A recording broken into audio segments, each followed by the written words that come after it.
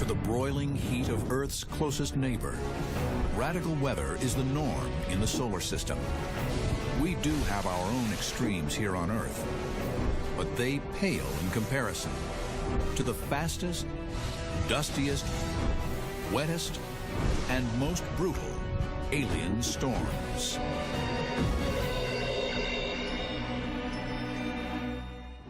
On Earth, the sun drives our weather, and sometimes drives it wild. When hot and cold collide in the atmosphere, watch out. This is true locally and globally. But storms on other planets are bigger, badder, and stranger than their counterparts on Earth. Why is that? Because of the sun? If not, what else fuels their fury? The basic laws of nature, the rules of the game, are pretty much the same wherever you go in the solar system. But every planet has its own way of playing the game. Right now on Mars, the entire planet is being covered in dust.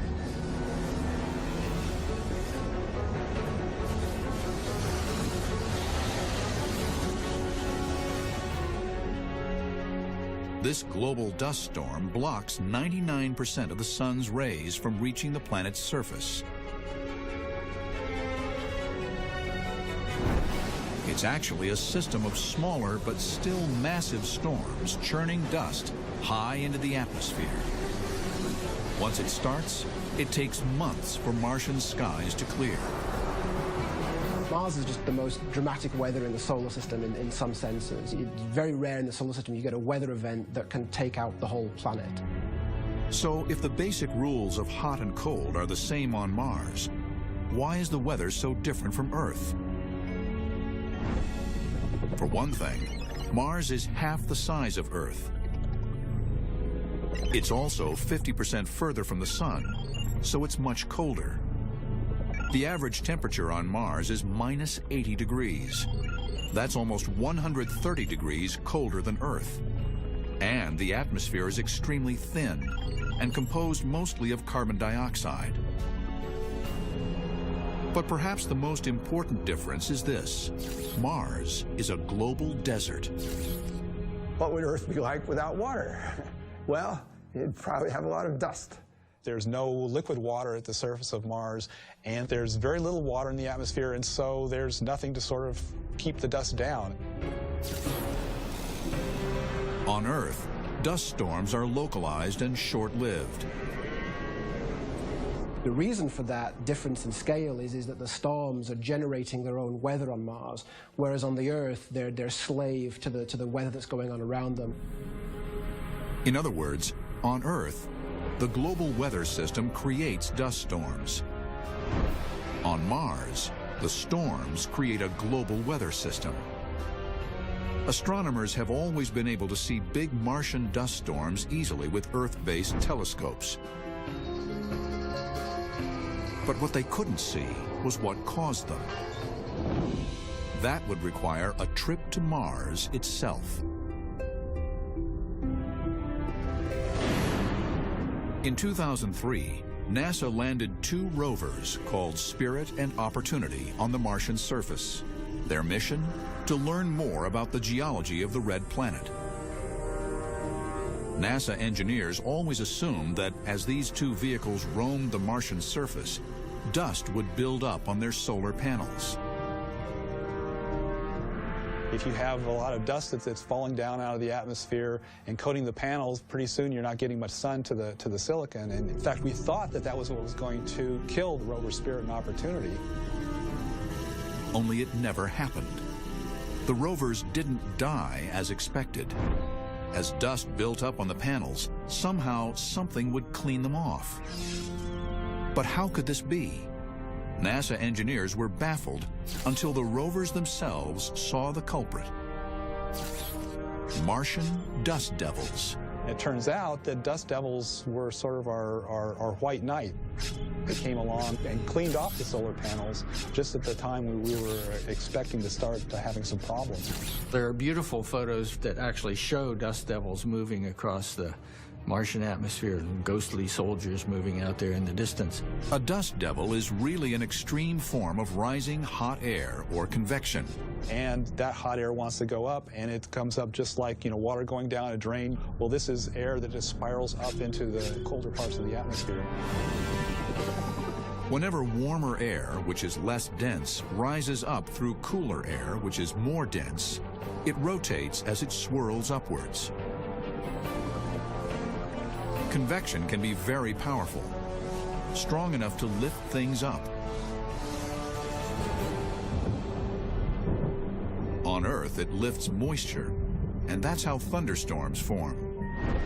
But on Mars, there is no moisture, so it lifts dry, dark dust and creates giant dust storms instead.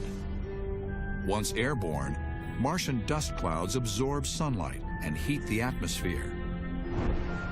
This supercharges the convection, lifting still more dust. That produces more winds, which bring up more dust, and these things can spread up to thousands of miles across, or even, in some cases, they can envelop the entire planet. And because the Martian atmosphere is so thin, it doesn't take much to get this cycle going. You get a lot more difference between the surface temperature and the air temperature, and so the convection on Mars is very much more vigorous. As a rule, Earth doesn't get the temperature extremes that Mars does. But sometimes, here and there in the deserts of Earth, convection can be very Martian-like. And we get dust devils, too. But at Arizona State University, Lynn Necrace makes dust devils to order in a lab to study them up close. He uses a vortex generator and substitutes lighter, dry ice for dust. What he creates is not an exact replica of how real dust devils form, but good enough to see how they pick up dust and debris. Natural dust devils usually form from the bottom up, as opposed to tornadoes, which form from top down. So what happens when we turn this on, we have the airflow starting, and as the airflow starts to rotate from the fans down to the floor, we actually end up having the vortex form. In other words, the vortex generator, basically a huge vacuum cleaner, imitates the swirling action of convection. You can see here there's a wider base where larger particles of the dry ice are being swept up and gets wrapped up and tightens as it expands upward. The center of the core is where the majority of the lifting would occur. Martian dust devils have been helpful, keeping the rovers clean. But could they actually be making a mess of the rest of the planet? Some scientists think there are so many at any one time, and they lift so much dust into the atmosphere, that together they trigger these much larger dust storms. It starts wind patterns, and the air's warmer over here, and it's colder over here, and the air starts moving around. Pretty soon you're spreading dust over the whole planet. And we found measurements that indicate there's up to maybe 200 dust devils per square mile per day during some parts of the summer. And they can range from a couple of 100 feet tall to devils that stretch 6 or 7 miles high. You can get just towering monsters of dust devils that we would never see on the Earth. The kind of maximum-sized dust devils you see on Mars are more like tornadoes on the Earth, where they're going up almost 10 kilometers. So these things are just real monster systems. Back at Arizona State University, scientists blow crushed walnut shells as silicate particles in the Planetary Geology Wind Tunnel to replicate dust and wind conditions on Mars. If we can understand and sort of replicate what's going on, then we can, in a sense, understand how the Martian surface has been changing and continues to change as time goes on. Oddly enough, their studies reveal that it's easier for winds to loft larger sand particles into the air than smaller dust particles. This is because there's cohesional forces and static forces between the very small, fine dust grains. We imaged the rover deck and actually found that sand seemed to have bounced onto the solar panels, and we can see the skip marks across the surface. And this is interesting because we don't usually see sand typically reach that high. Dust devils on Earth never have the punch to produce that kind of chaos here. Lucky for us. But what would happen to Earth if a giant Martian-style dust storm did overtake us? If you had dust storms of Martian size on the Earth, you would find your city being enveloped in an orange-tan haze. Air quality plunges as the storm churns. Dust blots out the sun, shutting down photosynthesis. No plants, no food. Temperatures would plummet. 65 million years ago, an asteroid may have struck the Earth, creating these same conditions, wiping out the dinosaurs. It's not going to happen on the Earth, though, because there's going to be rainfall and moisture condensing on the dust grains and so forth and dropping them out of the atmosphere. So it's very hard for something like that to spread in the climate conditions that we have on Earth.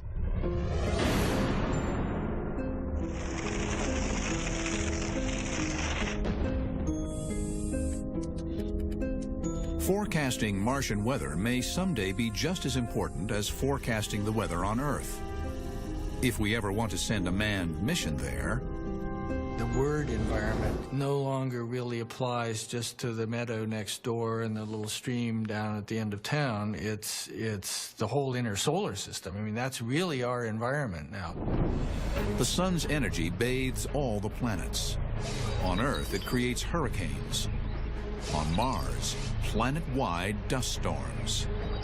But with almost no solar energy, distant Neptune produces violent and powerful winds.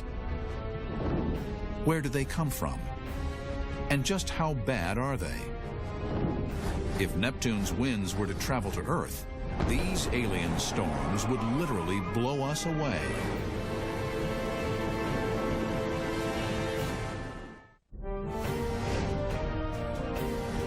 The orbit of Neptune lies 3 billion miles from the Sun, at the outer edge of the solar system.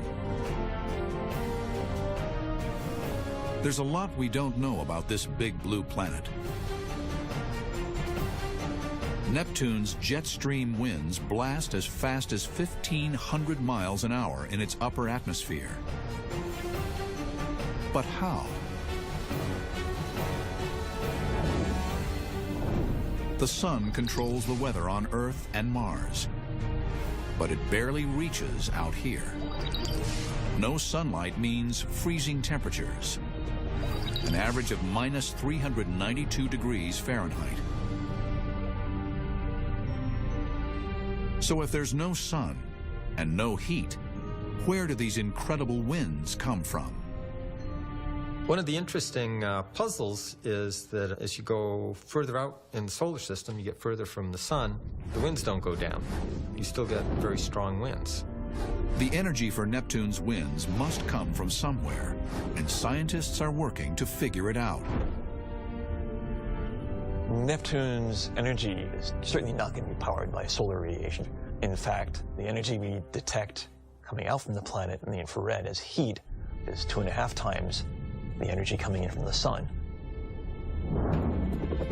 So the planet is creating its own heat, not from its core, which is made of rock and ice, but wrapped around this icy center is a mantle of ammonia, methane, and water, all being squeezed by enormous pressure and generating tons of heat. So while Neptune is frigid on the outside, on the inside it's giving off a lot of heat. This heat may help generate Neptune's winds, but they're still too strong to come from the mantle alone. Something else is pushing them faster and faster. Earth has a hot core too, and it's a lot closer to the sun. So why don't we have winds like Neptune? For one thing, our oceans store and release energy, and that helps generate our weather. It adds energy in places, takes it out in others, in a very complicated system. This complicated system produces a lot of wind. And just where are Earth's fastest winds found? Surprisingly, not over the ocean. They blow instead over the top of a fairly modestly sized mountain. New Hampshire's Mount Washington. The highest winds ever observed by human beings were right here on Mount Washington at 231 miles an hour on April 12th in 1934. Mount Washington Observatory, a private non-profit scientific institution, is responsible for tracking the weather and climate atop the 6,288-foot tall mountain. This remote weather station, accessible only by snow tractor in the winter, has kept daily records for the last 76 years. It's definitely one of the most extreme locations on the planet. We regularly see in the wintertime winds exceeding 100 miles per hour every few days. Nowhere near as ferocious as Neptune, yet still pretty strong. But why does this mountain, 1/5 the size of Everest, produce such fierce gusts? We're at a place where we have winds converging from various directions, coming from the Ohio River Valley, coming down from the St. Lawrence River Valley, coming up the eastern seaboard, all converging here in this area on top of Mount Washington. The elevation change from the valley floor to the summit of Mount Washington is very significant for any mountain range. It's over 4,000 feet, so air is forced to go over the mountaintop and forced to squeeze in there, and is accelerated as it's squeezed over the mountaintop. And they measure it every hour, on the hour, 24 hours a day, 7 days a week. It's blowing over 100 out here right now. Ice is forming on the instruments more quickly. It's time to go up and de-ice the instruments, even though it's blowing over 100. We got to do it every hour now.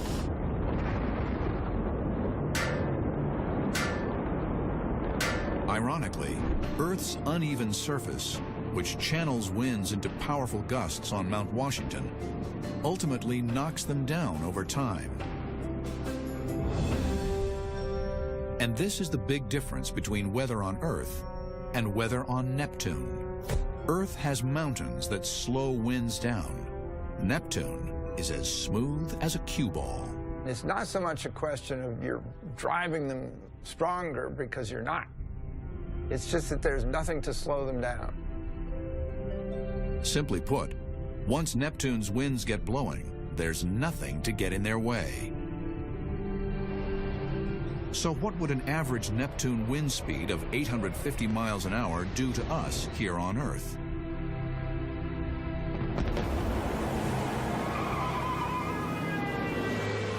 We have parking level winds in the Earth sometimes above 100 miles an hour. We consider that pretty dangerous. So if we sat with 900 mile an hour winds from Neptune on the Earth, we would probably start wiping out everything on the surface and scraping everything off. Giant Neptune takes wind and transforms it into something extreme and almost unrecognizable. But orbiting just beyond the rings of Saturn is a small moon that does the same thing to rain. This is Titan, where an everyday rain shower would turn Earth into an explosive fireball.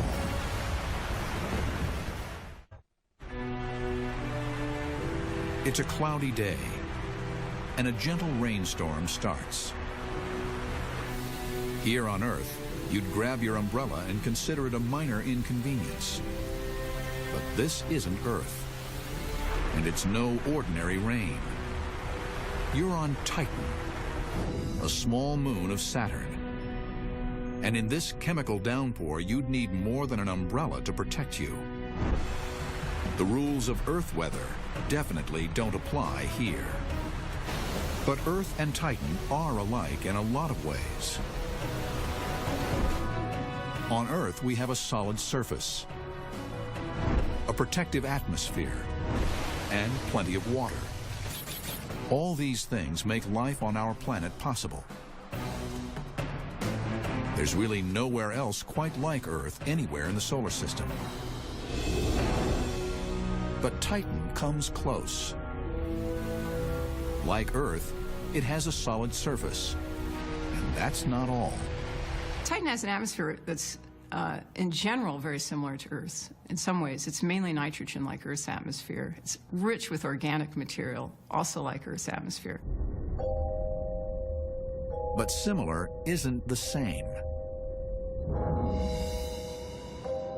Here on Earth, our atmosphere has a huge supply of water in it all the time, constantly evaporating and raining back down, like here on the Hawaiian island of Kauai. Today we're on the slopes of Mount Waialeale, which is the cloud-shrouded mountain behind us. It rains over 40 feet a year here. Earth's water cycle starts when warm, moist ocean air rises, forming clouds that eventually condense into rain. The rain falls back onto the land, where it eventually drains back into the ocean, starting the cycle again. When water evaporates, it absorbs solar radiation. When water condenses, it releases all that energy into the atmosphere. And this transfer of heat helps to moderate conditions on Earth. Earth's water stores as much as 80% of the sun's heat, helping keep our temperatures steady from the equator to the poles. Scientists theorize that Titan might have water or some other liquid that might produce a similar effect.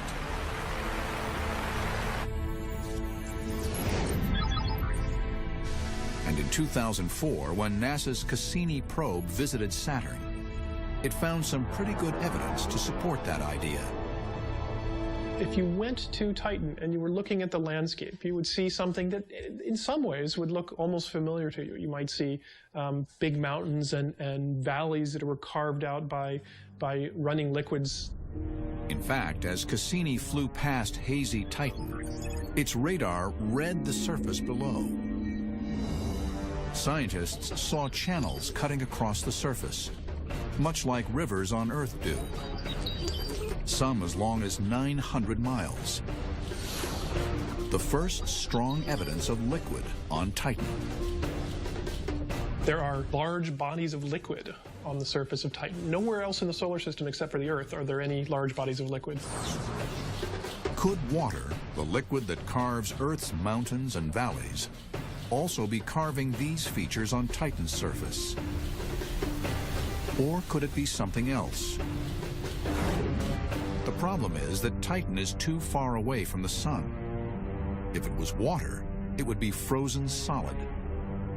It's about -300 Fahrenheit on Titan, so things behave very differently on Titan than on Earth. Because it's so cold, methane, which is a gas on Earth, is a liquid on Titan. One mystery solved. But just because methane is a liquid on Titan's surface doesn't mean it's part of a weather cycle like water on Earth. So how do we know that this methane also falls from Titan's sky? That answer is shrouded in mystery, literally.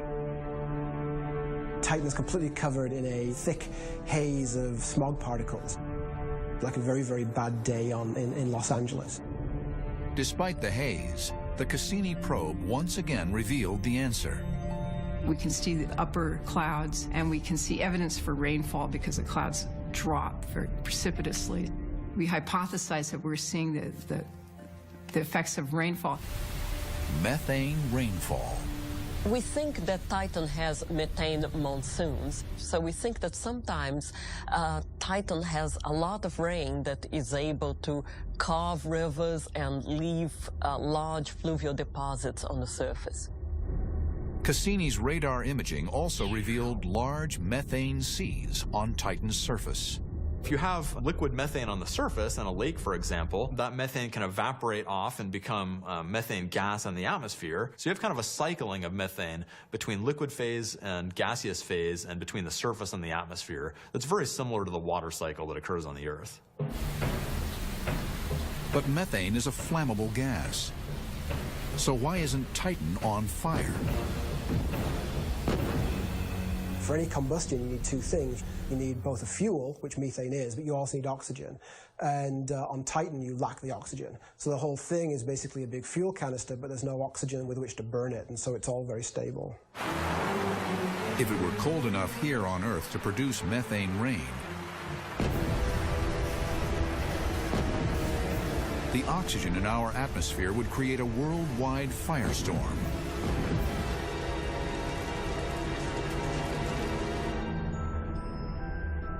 Luckily for us, that can't happen.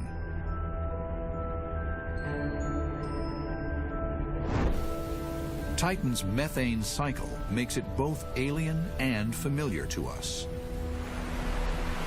To me, Titan is very exciting because all the materials are so different, and yet these processes produce very similar landscapes to what we see on Earth.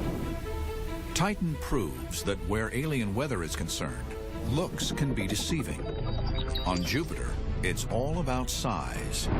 Drop the great red spot onto our world, and it makes even our worst hurricanes look like a breeze. This is the biggest and oldest storm in the solar system, and Jupiter's most famous feature.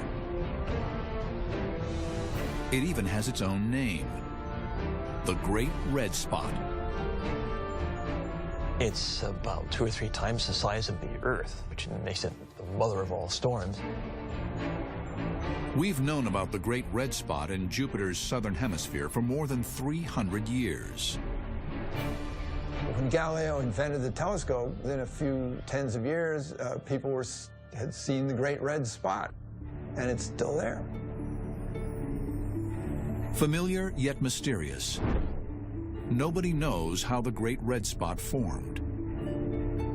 But scientists are finally probing below Jupiter's cloud tops to uncover more about this enormous alien storm. The storm is powerful. With wind speeds of 300 miles per hour, it rises miles above the surrounding clouds.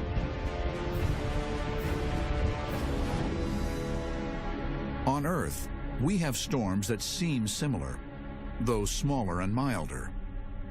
Hurricanes, also known as cyclones or typhoons, depending on where they form.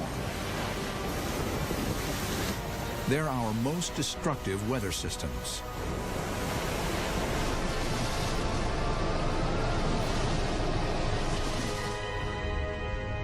But is there more than just a passing resemblance between Earth's cyclones and Jupiter's red spot? When you look at the Earth from space at a hurricane, it's this big swirling pattern. It's round, it rotates. Jupiter's big storms look big and round and cloudy and they rotate, but there the similarity ends. In a hurricane, there is an internal core, which is called the eye of the tropical cyclone, and that's a region of very calm winds and no clouds, and usually has a size of about 10-20 kilometers in diameter. And then away from the eye, there is the eye wall. Those are really cloudy regions with a lot of rain. And as you move outward, there is a whole region of about a couple of 100 kilometers with very, very strong winds and very strong rain. Hurricanes draw power from heat in our oceans. But Jupiter has no oceans, and the sun isn't close enough to power a storm as big as the Great Red Spot. So where does it get its strength? Part of the answer is Jupiter's size. It's the largest planet in the solar system, almost as big as all the other planets combined. This mass generates a very strong gravitational pull, which in turn creates interior heat that rises to the surface. Another piece of the puzzle may be Jupiter's hypersonic rotation. Despite being much larger than Earth, Jupiter's day lasts only 10 hours. In other words, it spins incredibly fast. Could energy from this dizzying spin feed the Great Red Spot? The weather is really dominated by this fast spin. There's shearing between different latitudes, And that shearing, plus a lot of heat that comes up from the interior of this very massive object, 290 times the mass of the Earth, leads to very violent storms. Both Jupiter's and Earth's storms spin around in a familiar spiral shape. On Earth, it's because of an effect called the Coriolis force. I'm sitting at the North Pole, and I want to throw a ball down to a friend who's in Los Angeles. And so if I threw the ball in that direction, the Earth rotates, and the ball will end up in the middle of the Pacific rather than in Los Angeles. So it's like if the trajectory was deflected to its right. And that's what we call the Coriolis force. This force spins storms clockwise in our southern hemisphere. But there is a stark difference between Earth and Jupiter. The Great Red Spot is in Jupiter's southern hemisphere, and yet it spins counterclockwise. This is because of some other powerful winds. It's bounded by jets, which are moving in opposite directions. And so like a cog between two conveyor belts, they're just feeding energy and momentum into the system. Jupiter's complex jet streams spin the storm into organized chaos. But the greatest difference between Jupiter's red spot and our storms may be Earth's solid surface. Once a hurricane hits land, it comes apart pretty fast. Where they come over land or over mountains, their behavior is very different from where they form over the oceans, and over warm oceans in particular, where we get hurricanes. And on Jupiter, there's obviously no solid surface. With no land mass to stop it, the Great Red Spot just keeps on spinning and spinning and spinning. Scientists hope to learn more about our weather by continuing to study the storm. On Earth, there's a limit to how far ahead you can predict the weather. On Jupiter, we can forecast where the red spot is going to be months in advance. It's practical value to understand what makes weather on Earth so unpredictable, and aspects of the weather on Jupiter are much more predictable. Unpredictable or not, Earth's weather never gets as violent as on Jupiter. That's lucky for us, because if we shrank the Great Red Spot down to fit on Earth, we'd be in for disaster. On the Earth, we go up to Category 5 hurricanes, let's think about Category 10 hurricane here. Not much would be left. Alien storms are vastly different everywhere you go in our solar system. Even our next-door neighbor, Venus. They say we're sister planets. Lucky the resemblance doesn't include weather. Otherwise, we'd get seriously burned. Venus may be our nearest neighbor, but somehow its weather is radically different from ours. The second planet from the Sun is a cross between a toxic waste dump and Death Valley, but even worse. So it's almost a planetary definition of hell. The temperature is 900 degrees Fahrenheit. The pressure on the surface is the same as half a mile below the Earth's ocean. And if that's not enough, the upper atmosphere of Venus is choked with sulfuric acid clouds and winds clocked at 250 miles an hour. To get a comparison for Venus, the best thing to do is climb inside of your oven and crank it up. And then in terms of pressure, you're talking about deep sea diving. It's like nothing. There's nothing comparable on the Earth. It's just a very, very extreme object. On Venus, there's just no escaping the heat. If you built up a hot spot on Venus, the massive atmosphere would just carry that heat away and spread it around. But Venus shines so brightly in the night sky because its thick clouds reflect almost all the sunlight it receives. In fact, some early scientists assumed Venus would have moderate Earth-like temperatures. When we went by Venus in 1962 with a spacecraft, we thought we would find a surface at 90 degrees Fahrenheit, sort of like Miami, Florida. We were dead wrong. Something else must be at work on Venus. But what? So why doesn't Venus cool off the same way Earth does? On the Earth, for example, we have sunlight coming in, hitting the surface of the Earth.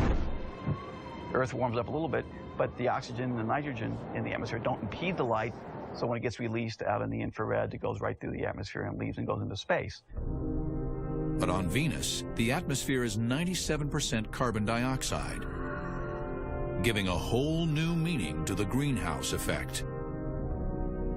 It becomes very, very hard for the surface to get its energy out. So Venus really taught us a lesson, that if you have a blanketing gas, a greenhouse gas, it can warm up the atmosphere tremendously. But why does Venus have so much more CO2 in its atmosphere than Earth? The two have much in common. They're even called sister planets. They're almost the same size, have roughly the same amount of carbon, and billions of years ago, both had lots of water. But eons ago, their paths mysteriously diverged. On Earth, water fostered life. The Earth has most of its carbon in life forms, in the trees and the animals. But if you took all that carbon that's in the near-surface rocks and burned it up or released it, you would then create an atmosphere very much like Venus. Venus's close proximity to the sun made it too hot to sustain liquid water. Instead, its water evaporated into the atmosphere, trapping the heat deposited by the sun and creating a runaway greenhouse effect.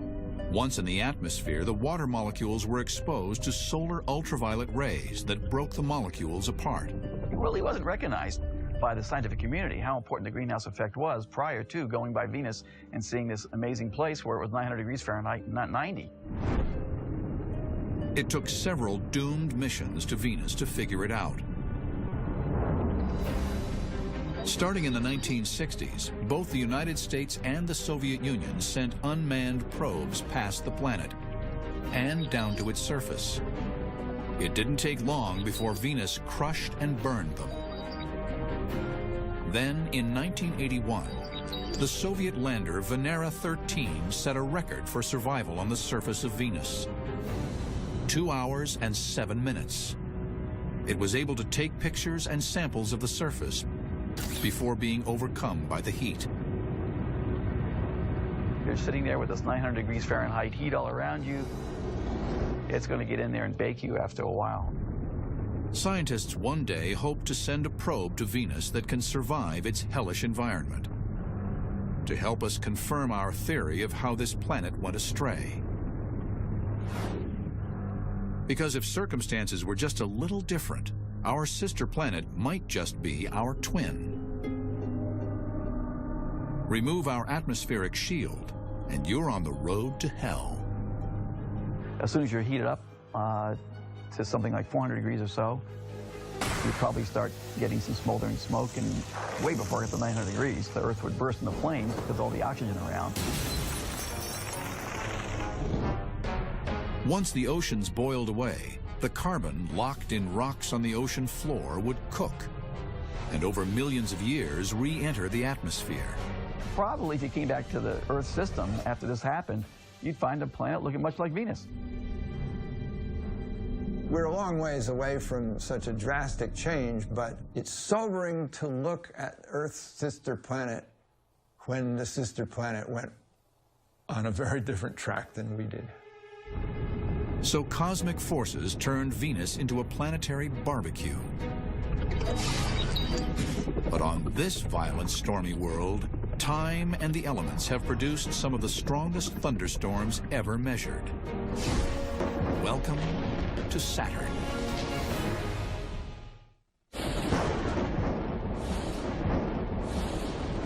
Lightning cuts the sky.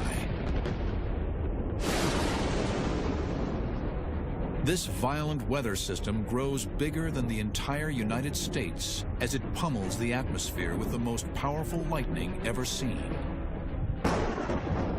Except this lightning can't be seen, because these bolts are electrifying the skies over Saturn. Despite the raw power of Saturn's lightning, scientists have been unable to see it, partly because Saturn's rings are too bright. The rings are so bright, if you were on the night side of Saturn, it would be considerably brighter than the Earth under a full moon.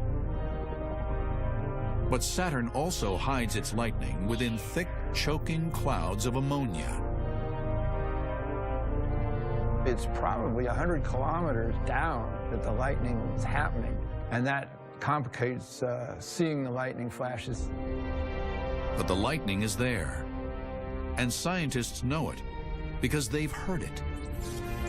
Radio wave detectors on the Cassini orbiter have recorded the sound of Saturn's lightning.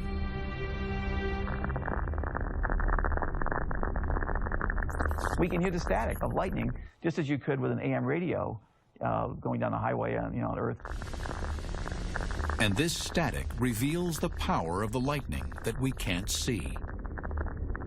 You can measure the energy in those radio waves and compare it with the energy that your radio picks up when there's a thunderstorm around on Earth. And the Saturn ones are big. They're more powerful, maybe 100 times. And Earth's lightning can help scientists understand how storms work on Saturn. Within Earth's storm clouds, just like in Saturn's, updrafts drive moisture higher, causing ice to form. These ice crystals rub against each other, take on a positive charge, and become attracted to negatively charged water droplets lower in the cloud. This sets the stage for a potentially powerful discharge of energy. Once you get that charge separation that builds up so intensely that some theorize that it can be as strong as 100 million volts, that the cloud then must release that energy. On Saturn, the same thing happens on a much larger scale. In fact, the lightning is 100 times stronger than Earth's. That's a staggering 10 billion volts of electricity. Thunderstorms in Saturn's southern hemisphere span thousands of miles and can last as long as a month. But scientists aren't sure what makes Saturn's storms bigger and longer lasting. It could be Saturn's supersaturated atmosphere. Probably the fact that there's more water in the atmosphere, pound for pound, on Saturn makes the storms bigger.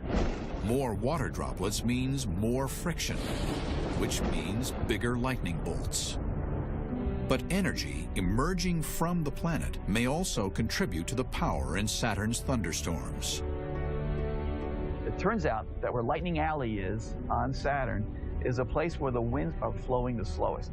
If you go deep down in the atmosphere, you'll see the same winds as you do up high. It's a place where the energy being released deep down below can make it on up to the upper atmosphere without being sheared apart, and allows storm systems to be organized. Earth's atmosphere isn't built that way. So, as violent as our storms get, they're nothing compared to the systems on Saturn. Even a run-of-the-mill mega thunderstorm on Saturn would devastate us here. A Saturn-sized thunderstorm on the Earth would mean a thunderstorm that grows to cover all of North America and presumably has very strong winds and rain. This is something that's unprecedented on the Earth. Saturn's hyper-violent thunderstorms are proof that our planetary neighbors have weather far more ferocious than ours.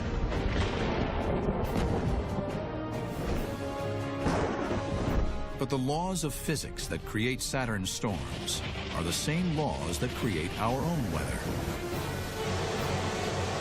Massive dust storms, unrelenting winds, killer lightning, powerful hurricanes, and searing heat.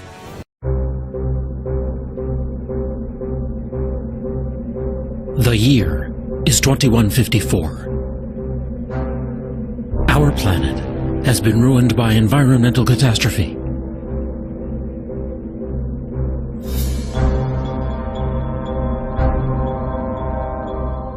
In the movie Avatar, greedy prospectors from Earth descend on the world of an ancient hunter-gatherer people named the Na'vi. Their home is a lush moon far beyond our solar system named Pandora. Could such a place exist? And could our technology and our appetite for exploration one day send us hurtling out to reach it? In fact, the supposed site of this fictional solar system is one of our most likely real interstellar targets, until a better destination turns up. Pandora orbits a fictional gas planet called Polyphemus. Its home is a real place, Alpha Centauri, the brightest star in the southern constellation of Centaurus. At 4.37 light-years away, it's part of the closest star system to our Sun. Alpha Centauri is actually two stars, A and B, one slightly larger and more luminous than our own Sun, the other slightly smaller. The two stars orbit one another, swinging in as close as Saturn is to our Sun, then back out to the distance of Pluto. This means that any outer planets in this system, anything beyond, say, the orbit of Mars, would likely have been pulled away by the companion and flung out into space. For this reason, Alpha Centauri was not high on planet hunters' lists, until they began studying a star 45 light-years away, called Gamma Cephei. It has a small companion star that goes around it every 76 years. Now it seems it also has at least one planet. That world is about the size of Jupiter, and it has planet hunters excited. Perhaps 2/3 of all the stars in our galaxy are in so-called binary relationships. That means there could be many more planets in our galaxy than astronomers once assumed. At least 3 teams are now conducting long-term studies of Alpha Centauri, searching for slight wobbles in the light of each companion star that could indicate the presence of planets. If they find a planet that passes in front of one of the stars, astronomers will begin intensive studies to find out what it's like. One of their most promising tools will be the James Webb Space Telescope, scheduled for launch in 2014 or 2015. From a position 1 million miles away from Earth, it will deploy a sun shield the size of a tennis court and a mirror over 21 feet wide. The largest space telescope ever built, it will offer an extraordinary new window into potential solar systems like Alpha Centauri. With its infrared light detectors, this telescope will be able to discern the chemical composition of a planet's atmosphere. And perhaps whether it harbors a moon like Pandora. One prominent planet hunter predicted that if a habitable world is found at Alpha Centauri, the planning for a space mission would begin immediately. Here's that star duo seen by the Cassini spacecraft just above the rings of Saturn. To actually get to this pair of stars, you'd have to travel as far as the orbit of Saturn, then go another 30,000 times further. Or put another way, if the distance to Alpha Centauri is the equivalent of New York to Chicago, then Saturn would be just 1 meter away. So far, the immense distances have not stopped us from launching missions into deep space. In 1977, the twin Voyager spacecraft were each sent on their way aboard Titan III Centaur rockets. After a series of gravitational assists from the giant outer planets, the spacecraft are now flying out of the solar system at about 40,000 miles per hour. They're moving so quickly that they could each whip around Earth in just 45 minutes, twice as fast as the International Space Station. Voyager 1 has now traveled over 110 astronomical units. That's 110 times the average distance between Earth and Sun, or about 10 billion miles. But don't hold your breath. If it was headed in the right direction, it would need another 73,000 years to travel the 273,000 astronomical units to Alpha Centauri. When it comes to space travel, we've yet to realize the dream forged by rocketeers a century ago. A Russian schoolteacher, Konstantin Tsiolkovsky, inspired generations of space visionaries with sophisticated ideas about multi-stage launch vehicles.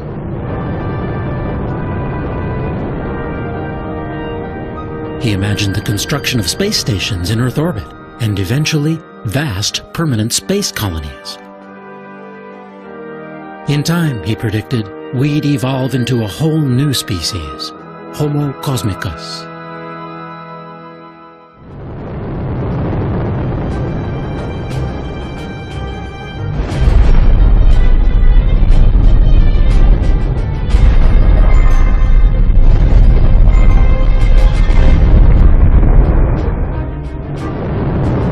Since then, rocketry's greatest advances have centered on ways of containing explosive propellants and methods of maintaining stable flight at high speeds. The problem is that chemical rockets are just not efficient for long-distance space travel.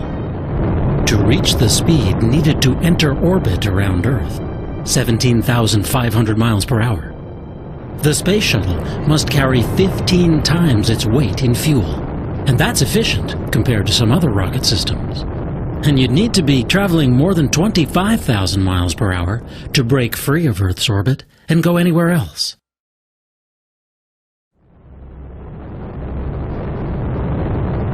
A NASA study showed that to send a space shuttle-sized craft to Alpha Centauri in 900 years would take an unbelievable amount of fuel, 10 to the 137th kilograms of rocket propellant. Suffice to say, it's more mass than is in the entire visible universe.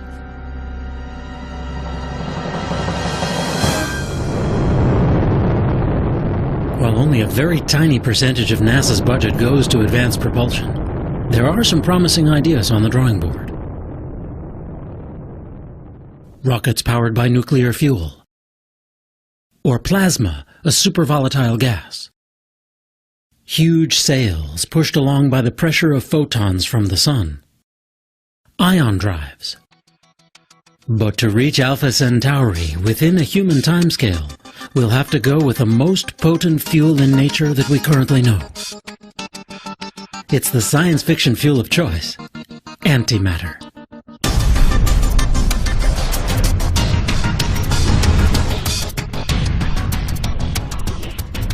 In James Cameron's Avatar, hybrid nuclear fusion and antimatter engines power a mile-long interstellar spaceship.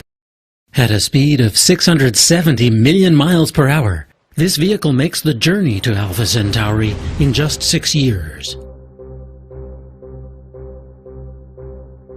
Antimatter really does exist, as the mirror image of the universe we know. It consists of electrons and protons, but with their electrical charges reversed. Whenever it comes into contact with normal matter, the two annihilate each other in a ferocious blast of energy.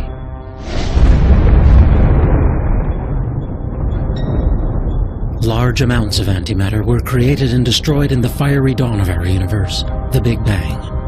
But somehow, in one of the great mysteries in science, we were left with a universe whose visible substance is almost all normal matter.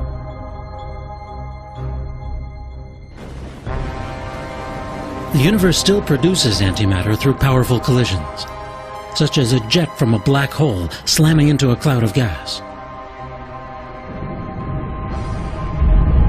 When matter and antimatter obliterate one another, they emit gamma radiation that we can then detect with instruments such as the Fermi Gamma Ray Space Telescope. Fortunately, black holes aren't the only way to generate antimatter. In giant labs, like the Large Hadron Collider, scientists accelerate atoms to nearly the speed of light and blast them together to expose their fundamental constituents. Small amounts of antimatter can be made this way, but it's incredibly expensive. With a dedicated facility, the cost of producing it might come down far enough to produce usable amounts. And that's the hope of one researcher. Dr. Gerald Smith has been working for over a decade to find a way to trap this volatile substance and store it in isolation from the rest of the universe.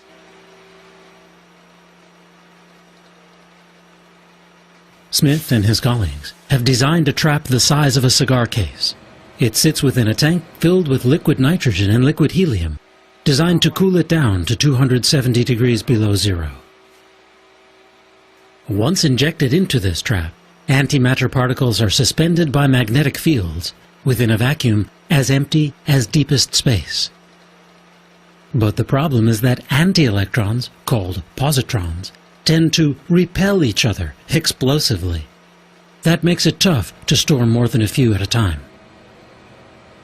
This team now believes it may have discovered a pathway to storing large amounts over longer periods of time. Their solution lies in combining positrons with electrons, forming an element called positronium. In theory, with the right magnetic fields, these electrically neutral atoms might be held indefinitely. When released under controlled conditions, ultra-high energy antimatter beams could turn out to be ideal cancer killers, or lead to revolutionary industrial applications. Or perhaps, one day, they could power long-distance spaceflight. It wouldn't take much. Antimatter is so potent that it defies common sense. A chunk the size of a small coin could propel the space shuttle into orbit. Smith estimates that once in low Earth orbit, a human mission to Mars would take as little as 10 milligrams worth. The basic idea of an antimatter rocket is simple. A beam of positrons is released into the engine core, where it annihilates the surface of a metal plate. That creates an explosion that propels the craft forward. Another design uses a sail. A cloud of antimatter particles reacts explosively to its surface, propelling it forward.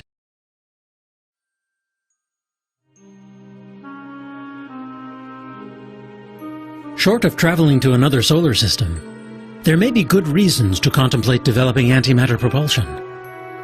A preliminary mission would speed beyond the orbit of Pluto, sending back close-up images of dark planet-like objects that ring the solar system out in the Kuiper Belt. A longer-distance probe could reveal new details about the Oort cloud, a vast realm of comets that envelops the solar system. Once out there, it could sample particles that make up the interstellar medium, or send back unique data sets on dark matter, the invisible stuff that makes up the overwhelming portion of our universe. To make it all the way to Alpha Centauri within 50 years, an antimatter probe would have to gradually accelerate to around 10% the speed of light. That's 67 million miles per hour. It would then gradually decelerate as it approached its destination. At those speeds, hitting even a grain of dust could destroy the spacecraft, so it might be best to slow the journey down to a century or more. It's safe to assume for now that we would only send a probe to Alpha Centauri if we discovered a habitable world. There may be other choices in our solar neighborhood. They include Proxima Centauri, a red dwarf star 4.2 light-years away that may be gravitationally bound to Alpha Centauri. Beyond that, not quite 6 light-years away, is Barnard's star.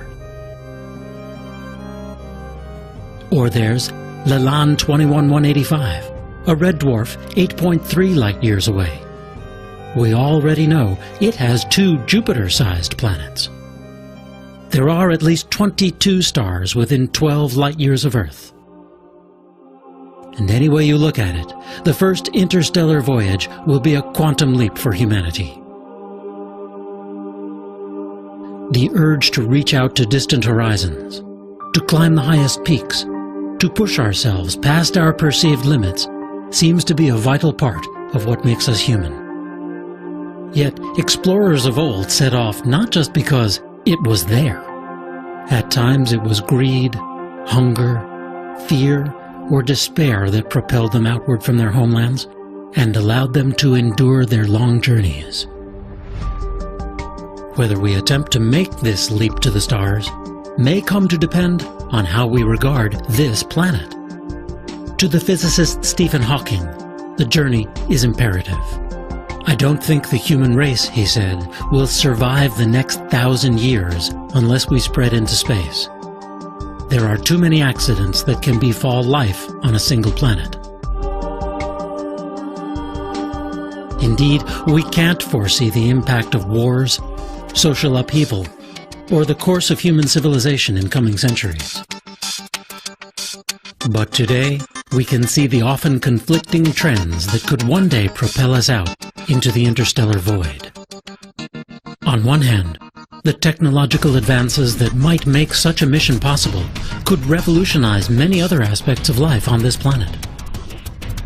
The ever-increasing rate at which numbers of transistors can be placed inexpensively on computer microchips has become a metaphor for the advance of all technologies in this century. From a few thousand transistors on the first printed circuits of the 1970s, computer chips now have billions etched onto their surfaces. Even that number could seem amazingly small in another few decades. Many observers forecast a steep rise, even an acceleration, in the pace of invention and basic research, and for whole new solutions to the problems of energy, food production, health, and more. On the other hand, major periods of scarcity may loom. In the 20th century, the world saw the largest increase in its human population, from less than 2 billion up to 6 billion. The world's population is now around 6.8 billion. It's expected to reach 9 to 10 billion by the year 2040, with the biggest gains in Asia and Africa. According to a recent UN report, the world will have to produce 70% more food by the year 2050, and at least that much more energy to sustain its population. The scarcity of just simple clean water in some regions is already frightening. Now throw in environmental impacts, like rising sea levels, or the spread of deserts linked to a gradually warming climate. The culprit, to most scientists, is rising emission of greenhouse gases like carbon dioxide since the start of the Industrial Revolution. This map charts rising temperature readings from the year 1885 through to the present. In some places they've gone up by as much as 2.5 degrees Fahrenheit. Computer models project the trend out to the end of this century. Depending upon population growth, energy use, and conservation, temperatures could rise anywhere from 2 to 11 degrees more. Will technological advancements allow us to halt the degradation of our natural environments and increase the carrying capacity of our planet? Will we find ways to mitigate the impacts of war, natural catastrophes, or political upheavals? No doubt, if or when we launch our first mission beyond this solar system, the occasion will spur reflection on who and what we have become as a people, as a planet, just as the first missions to the moon and our neighboring planets once did. At first, we'll send a probe designed to relay basic information on what's there, on a world whose light we have only studied from afar. As this cosmic emissary makes its way across the void, we on Earth will continue to struggle in our pursuits of happiness and prosperity, or of mere survival. When it arrives, we'll scan the data for evidence of a world like our own, one that may harbor life. how will our perspectives on that world, and upon our own, have changed?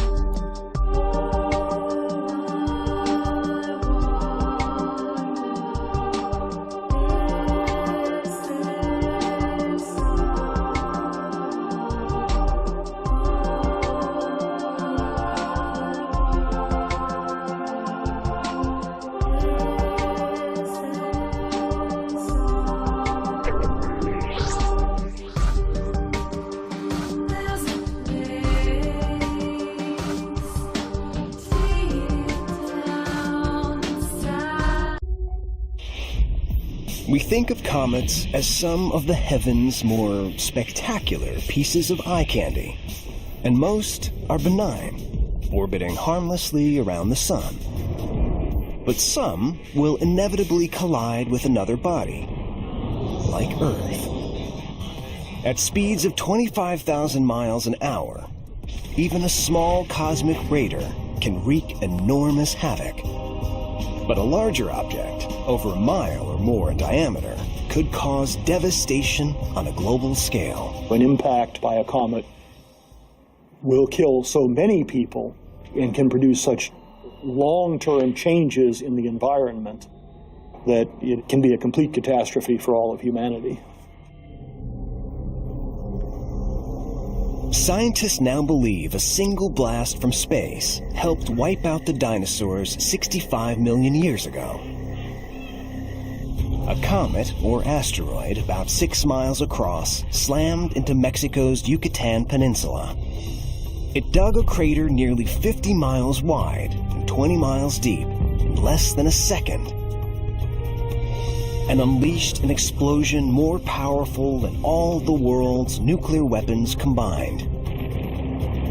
The force of the shockwaves triggered earthquakes worldwide and sent tsunamis surging across the oceans. A mammoth dirt cloud erupted miles into the sky, engulfing the globe and blocking out the sun for years. The dinosaurs slowly perished, and they were not alone. More than half of the Earth's species were also wiped out.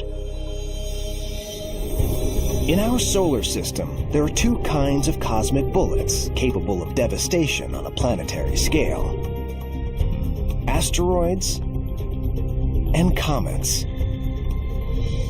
Asteroids are essentially tiny planets, dense boulders of rock and metal left over from the formation of our solar system 4.6 billion years ago. Most are bunched between Mars and Jupiter in an orbit called the asteroid belt. Comets, on the other hand, are far more mysterious. Though also formed at the birth of our solar system, they are made up of rock and ice. Many, like Halley's Comet, orbit the sun in predictable paths on predictable schedules. But there are countless others we know nothing about. They come hurtling out of the ether at unimaginable speeds of up to 100,000 miles per hour. For scientists peering into space, they look like lumps of charcoal on a black canvas, invisible until they are practically upon us. Only near the sun do comets become easier to detect. These icy bodies shed gas and dust as the sun warms them. When light hits the debris, they blaze into view and can be seen for millions of miles. But by that time, if one is headed for us, it may be too late to do anything to stop it.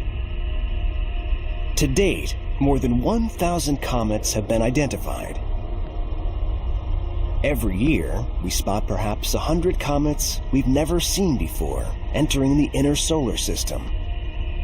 Each new arrival increases the odds that one will eventually strike the Earth.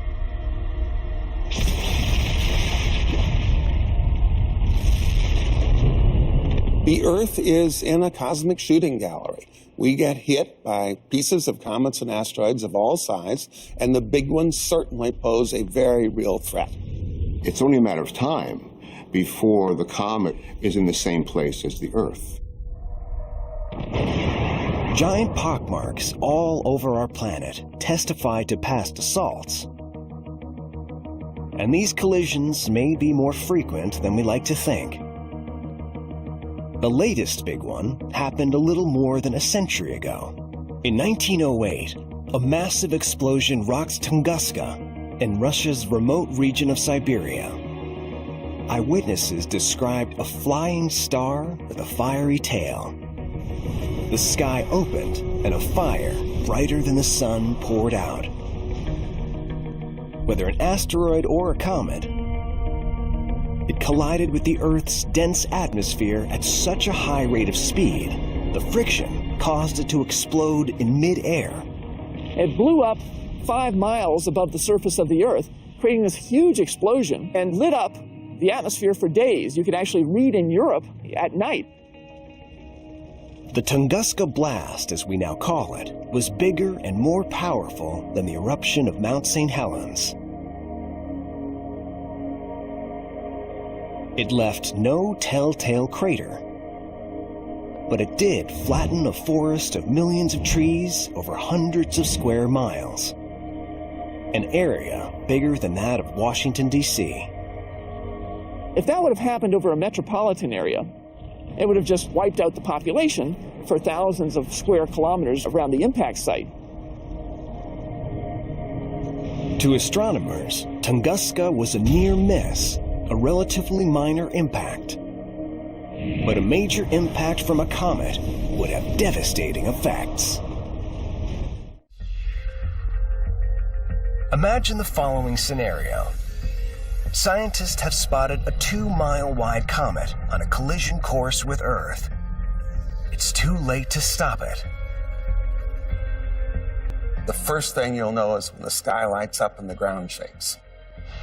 Brilliant meteors streak across the sky as the giant comet's debris strikes the Earth's atmosphere. Forests catch fire, ignited by the superheated air. When the comet hits, the blast kicks up millions of tons of fiery rock and dirt. The airborne debris blankets the planet and blocks out the sun. Day turns to permanent night, bringing freezing temperatures and year-round winter. It takes more than a year for the dust to settle and sunlight to filter through the clouds. When it does, the Earth starts to warm, quickly. Elevated levels of gases created by the fires turn the planet into a sweltering greenhouse. Millions of species of living things that survived the earlier cold cannot take the heat. They die. It takes thousands of years for life on Earth to recover. How great are the odds a comet will strike the Earth? Will another impact occur? You bet. It's going to happen again. The Earth is sitting out there with a bullseye on it. The chances of a major impact in our lifetimes may be slim, perhaps on the order of 1 in 100,000. But astronomers the world over are working fervently to understand these strangers in our midst, struggling to learn what comets are and where they come from. Mankind's ultimate survival may depend on our ability to stop one before it strikes.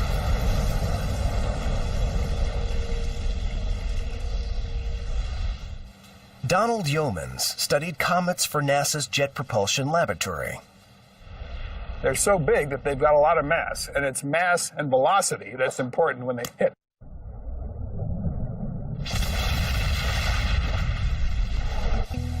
If we could track comets in advance and plot their orbits, we'd likely have many years of warning if the orbits veered toward us. It may seem like a tall order to scan the vast sea of space for that one pinprick that could spell disaster. But that's exactly what astronomers are doing. In 1992, the U.S. government launched an aggressive program to analyze the threat comets and asteroids pose to Earth. It's called the Space Guard Survey. Today, scientists all over the world are involved in the painstaking process. They point their telescopes at a single region of the sky and take periodic snapshots. Then they line up the images, looking for anything that moves from frame to frame. We are looking first for the larger asteroids and comets, the ones a mile or so in diameter, and eventually we'll extend it to the smaller ones.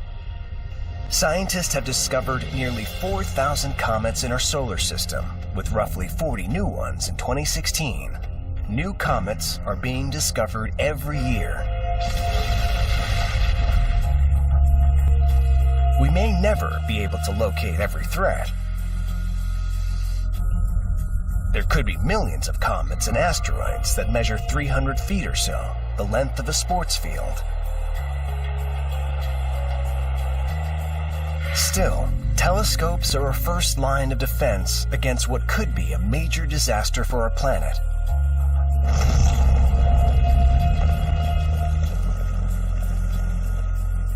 If you don't look, you won't know anything's coming. We would be taken by surprise just as much as the dinosaurs. If you do carry out a survey, then you hope that you can have warning. But it's one or the other. Either you have years or decades of warning, or you're taken completely by surprise. There's nothing in between. There's three things that are important. You have to find them early, you have to find them early, and you have to find them early. Suppose we do detect a comet headed for Earth. Then what can we do? Scientists have just started to come up with solutions. One of the leading ideas? Smash a rocket into it to slow it or knock it off course. That's harder than it may seem. In 2005, scientists were ready to test their theories about how a comet would react when it was hit by crashing a rocket into one.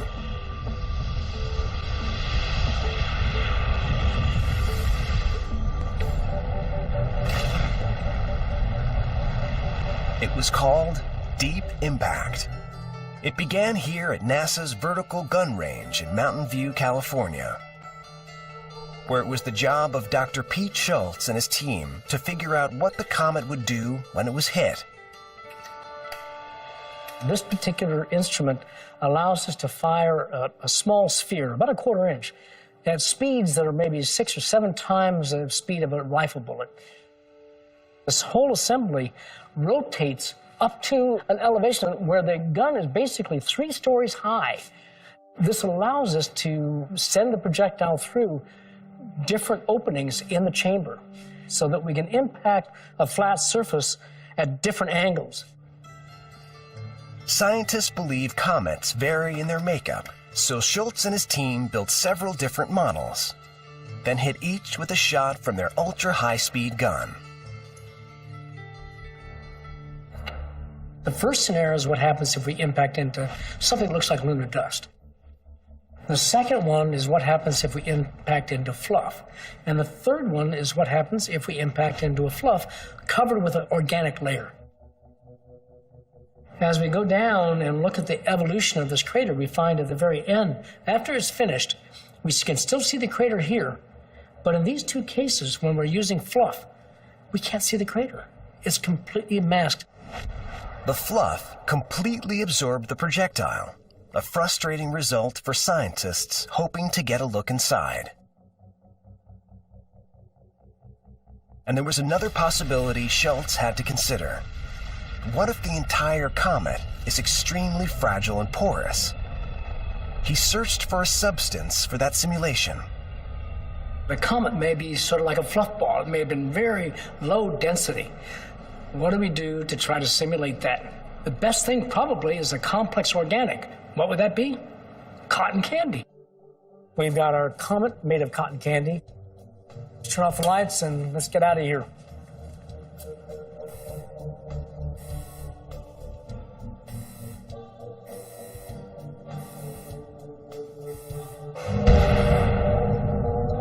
The projectile soars right through the comet, but the force shatters it.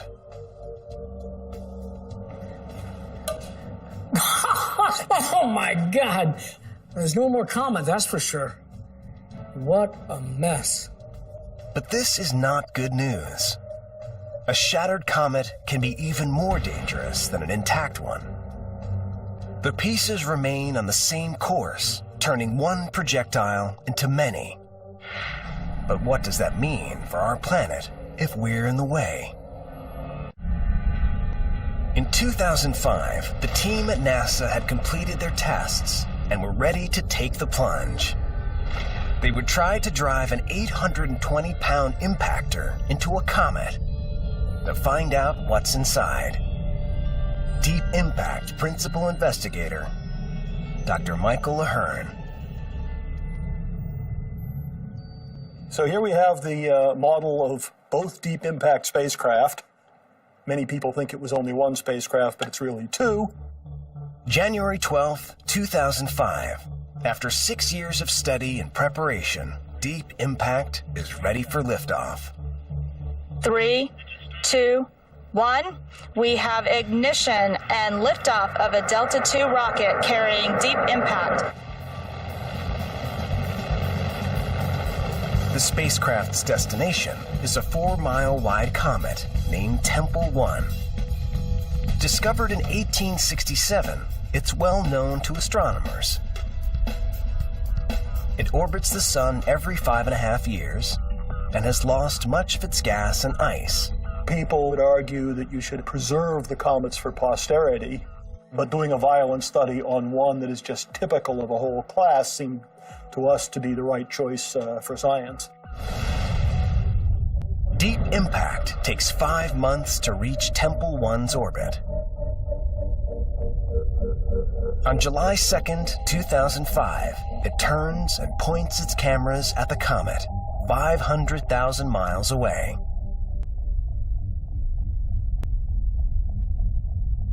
Then, it releases its impactor. If all goes well, the collision will blow a hole in Tempel 1 about 600 feet across, 5 stories deep, about the size of the Roman Colosseum. But it might destroy the comet by breaking it apart like cotton candy in the experiment. Back on Earth, hundreds of scientists hold their breath. We lost signal and we had to stand there and wait around. So everybody was trying to be, go keep busy and not feel anxious.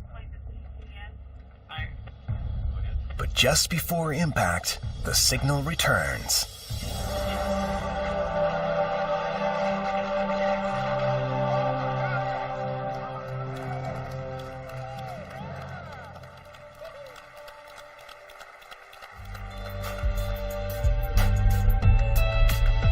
The half-mile-wide comet and NASA's 820-pound craft have collided at 23,000 miles an hour.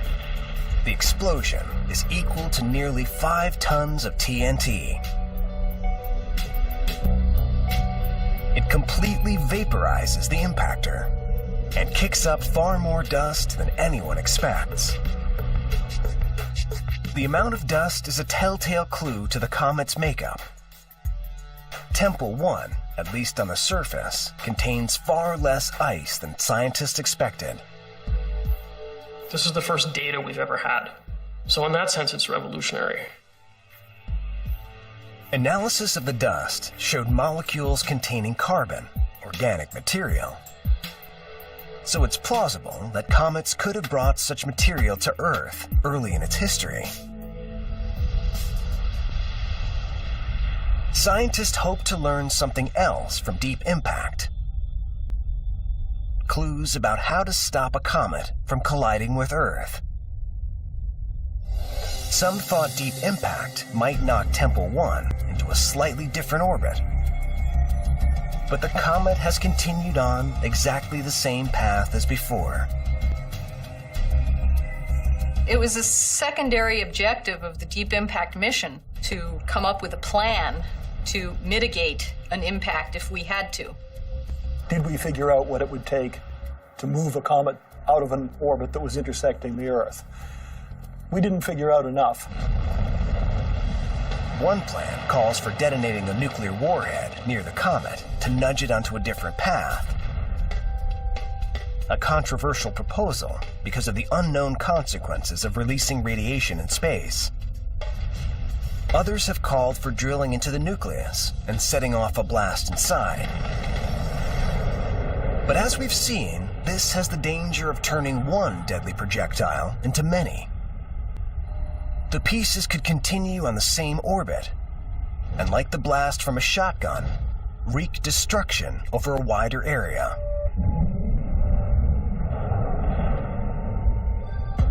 Some have proposed less violent, yet equally intriguing solutions.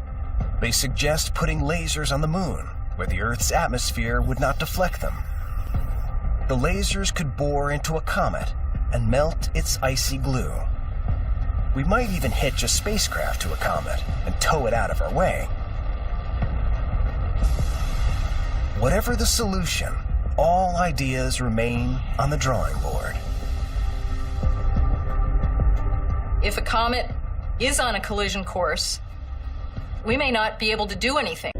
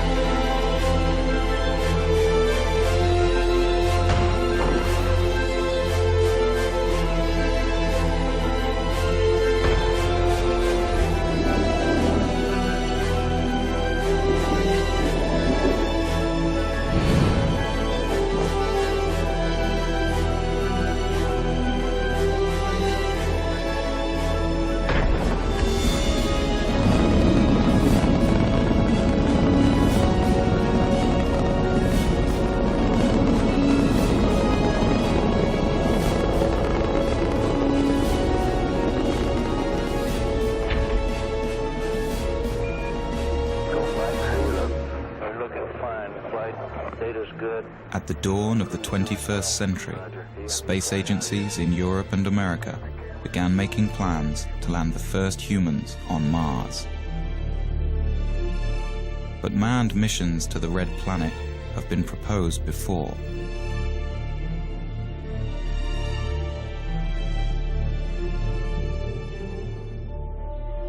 For some, Mars holds the answers to mankind's future in space. Others say Mars is too far, too dangerous, and too expensive for humans to explore. And in a world torn by troubles, some say there is no need, or will, for mankind to reach into space anymore. More than 30 years after the last Apollo astronaut walked on the moon, the American manned space program seems to have lost its way, unable to reach beyond even low Earth orbit. We've got a problem. NASA has been literally going around in circles with its space program for the past 30 years. Astronautical engineer Dr. Robert Zubrin has been arguing for years that sending humans to Mars is the mission the space program needs. It's time that we set goals for NASA that were worthy of the risks of human spaceflight. Mars is the next logical step in our space program. It's the challenge that's been staring us in the face for the past 30 years. It's the planet that's most likely Earth. It's the planet that has on it the resources needed to support life and therefore someday technological civilization. It's the planet that will provide us with the answer as to whether life is prevalent in the universe or exclusive to the Earth. And it's the planet that will give us the critical test as to whether humanity can break out of the planet of our birth and become a spacefaring species. In the early 1990s, Zubrin was the head of the Mars Direct program at Martin Marietta Astronautics. His team developed a mission to Mars that could be done at a fraction of NASA's projected costs. Using only existing technology, Zubrin argues that the first steps on Martian soil could be made within 10 years. There is absolutely nothing in this that is beyond our technology. We are not ready to send humans to Mars right now. We don't know how to keep them alive. There are people out there who say we can go to Mars tomorrow. One of my requirements, one of NASA's requirements, is that if we send humans to Mars, we bring them back alive. For the past 15 years, Zubrin and his colleagues have waged a campaign to convince society and the political class that humans on Mars should be the goal for NASA now. This is the story of our cold neighboring planet and the debate over whether man's fate is tied to the red world. It's the story of an engineer's journey and the battle of ideas over which direction in space will truly benefit mankind. We're at a crossroads today. We either muster the courage to go or we risk the possibility of stagnation and decay. The victor in this debate could determine the fate of mankind. Will we become a spacefaring species? Will we live on more than one planet?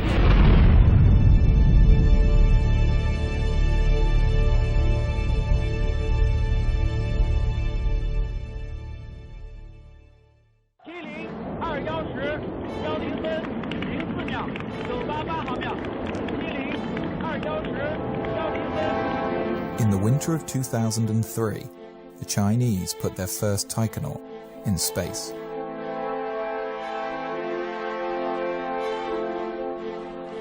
The Chinese Space Administration plans to begin a manned program of moon exploration by 2017. The European Space Agency has outlined a plan for humans to the moon by 2024 and to Mars by 2033.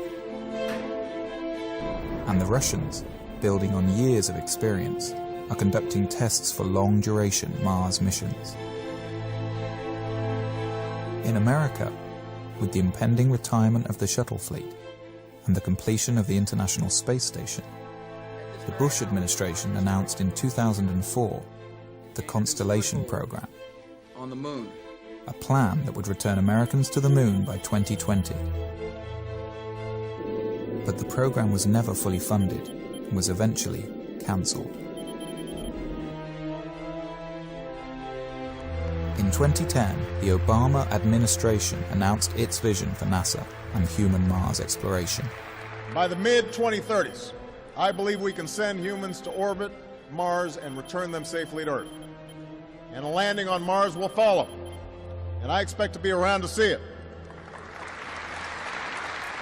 With a new timeline for humans to Mars sometime after 2035, and with administrations changing every 4 or 8 years, it is far from certain that such a plan will be realized. 20 years earlier, the first President Bush also proposed a long-term human exploration program, under great fanfare. The program quietly died in Congress a few years later. If you want to go to Mars, you cannot do it in 30 years. You can't do it in 20 years. You've got to do it in 10 years or less from program start, or you're more or less guaranteeing political failure. To date, only the Apollo moon program, which was announced in 1961 and had men on the moon 8 years later, has succeeded in getting astronauts beyond low Earth orbit.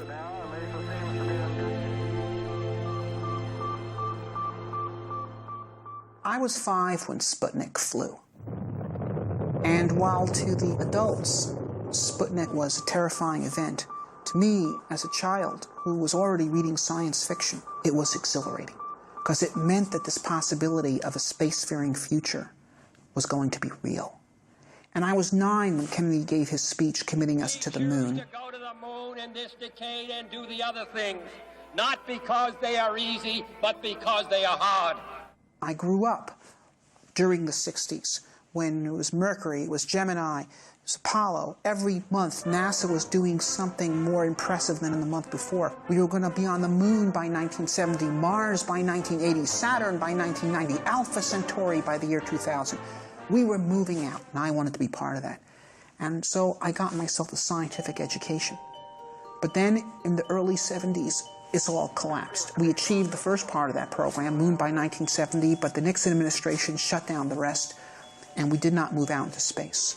And for a while, I accepted that, grudgingly. I became a science teacher. But then in the early 80s, something hit me, and I said, I'm not going to accept myself doing less than what I had dreamed of doing when I was a boy. Zubrin went back to graduate school, getting advanced degrees in engineering and aerospace. He then went on to work at Martin Marietta, which later became Lockheed Martin, designing interplanetary missions. It was here that Zubrin's obsession with the Red Planet began to take hold.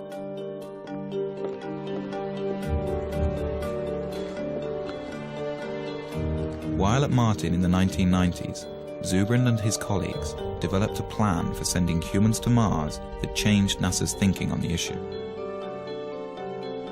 But the plan has languished on the drawing boards ever since. Now, as president of the Mars Society, Zubrin is at center stage in the debate over the future of manned spaceflight. Known as a smart, visionary scientist, he has authored several books on exploring space and is the self-appointed spokesman for the possibility of colonizing Mars. Mars is where the future is. Mars is the closest planet to the Earth that has on it all the resources needed to support life and therefore technological civilization. It has water, it has carbon, it has nitrogen, it has a 24-hour day, it has a complex geological history that has created mineral ore, it has sources of geothermal energy. Mars is a place we can settle. One reason for such optimism over a frozen world like Mars is evidence that 2 billion years ago, Mars was a much warmer and wetter place. We think that at one time in the ancient past, Mars was very similar to the condition of early Earth. This Martian warm age lasted for over 1 billion years and could have been a suitable environment for the development of life. If we go to Mars and find evidence of a second genesis on Mars, I think we can conclude that the universe is full of life. We can probably conclude that on some planets that life evolves to more complex forms, and I think we'd be reasonable to conclude that intelligence could also emerge on some planets as well. It really does answer the question, are we alone? And that to me is a question that transcends science. It's a philosophical, societal, as well as scientific question. To me, that's the big prize. That's why Mars is interesting. That's why human exploration makes sense. Space programs are often criticized for the huge sums of money they require. Although the American space program is less than 1% of the federal budget, a human mission to Mars may have to wait for better times. There are those who say that we have many problems to deal with here on Earth, and we need to postpone ventures such as the human exploration on Mars until these problems are solved. Well, there were many problems in Spain in 1492, and there still are. There are problems that need to be dealt with here on Earth, and should be dealt with. But we also have to think of the future. We also have to think about opening up new volumes in human history.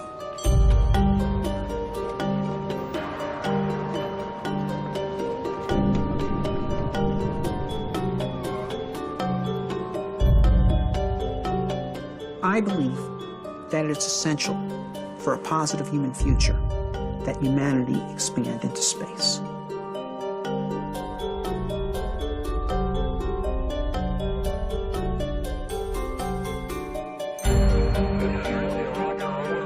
The greatest value that we got out of Apollo was the creation of intellectual capital through the inspiring of millions to go into science and engineering to be part of the great adventure of human expansion into space. There's a phrase that happened with the Apollo program, which was, if we can go to the moon, we can. And then everybody's filled in whatever they were interested in. Build mass transit, cure cancer, do this, do that. The point is, it did give us a sense that we could accomplish great things. It did bring out the best of us. We excited a generation of engineers and scientists.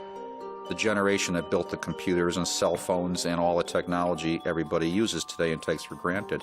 If we set humans to Mars as our goal, we'll get millions of new scientists that will create new inventions, new industries. This is the enormous payback, and we can get it if we set the kind of challenge that will inspire the youth. To Zubrin, civilizations, like people, thrive on challenge and decay without it. We have everything we have today because of our predecessors who had the courage to leave the world of the known and go out into the wilderness and build new cities. And if we stop being people like that, then we will hand down much less to our posterity than our ancestors handed down to us. So there's the choice in life. One either grows or one decays. Grow or die. I think we should grow. History proves that we have never lost by pressing the limits of our frontier. In the summer of 1989, the first President Bush announced the Space Exploration Initiative, directing NASA to draw up long-term plans to get humans back to the moon and begin developing a program of manned Mars exploration. At Martin Marietta, Zubrin and his colleagues looked forward to moving NASA's space program outwards after 2 decades in low Earth orbit. Of course, we were very excited when Bush made his call saying that he was making a national commitment to implement such a program. NASA assembled a large team to take on the space initiative. In 90 days, the team developed a 30-year plan that required an enormous buildup of space infrastructure. What the NASA bureaucracy decided to do was basically design the most complex mission they possibly could in order to make sure that everyone's pet technology would remain mission critical, which is the exact opposite of the correct way to do engineering. First, NASA would triple the size of the planned space station and add enormous hangars, as well as free-floating fuel depots, checkout docks, and crew stations. Then, on the moon, they would construct more shipbuilding facilities, bases, and depots. Next, the moon crew would construct the Mars ship, a huge craft dubbed by its detractors as Battlestar Galactica. This ship would carry everything to Mars over an 18-month flight. Once in Mars orbit, a small group would descend to the surface, spend a few days, then plant a flag in the ground and go home. The plan became known as the 90-day report. To those of us at Martin who had been engaged in designing Mars missions, when they saw the monstrosity of complexity of the 90-day report, we were dismayed, and it was readily apparent to anyone with any insight that that program would fail politically. The plan was submitted to Congress. The estimated cost, $450 billion. The legislators went into sticker shock. This would have been the single most expensive program for the United States since World War II. By the end of 1990, Congress had refused all requests for SEI funding. When the realization came that SEI was doomed, Zubrin wrote a memo to his colleagues at Martin Marietta, outlining his problems with the NASA plan and arguing for a more direct approach. Zubrin favored launching a Mars mission directly from the surface of Earth, using only existing rocket technology.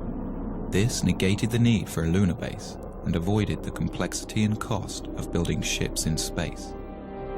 He also objected to NASA's plan for a short surface stay on Mars, a mission that would amount to little more than a flag and footprints exercise.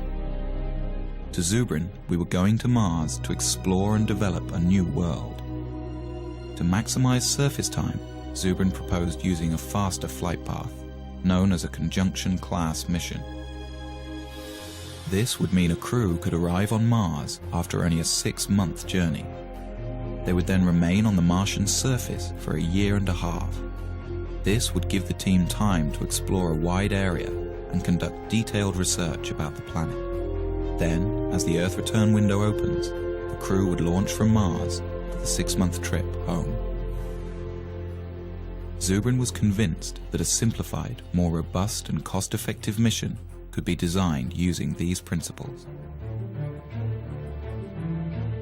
A Along with several like-minded colleagues, Zubrin decided to ask management at Martin to allow them to design alternative Mars missions. The management approved that, and we formed a team. It was known as the Scenario Development Team, of just 12 people from the whole very large Martin company. One team member, whose thinking was closely aligned with Zubrin's, was David Baker. I went off to my office and said, all right, how would I do a Mars mission if I had to pay for it and I had to go on the ride? And I said, well, it's going to be simple. There's going to be no on-orbit assembly.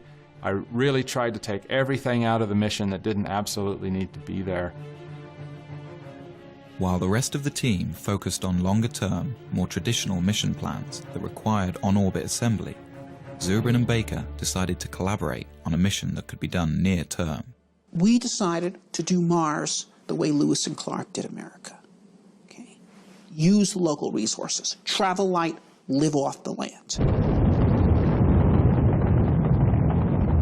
Zubrin and Baker were convinced that a Mars mission could be launched directly from the ground. The other team members felt this was impossible, that the weight of the rocket fuel required for a round trip to Mars was so enormous it would render the launch ship impossibly heavy. To solve this problem, Zubrin was exploring a radical idea that had been kicked around the aerospace industry since the 1970s.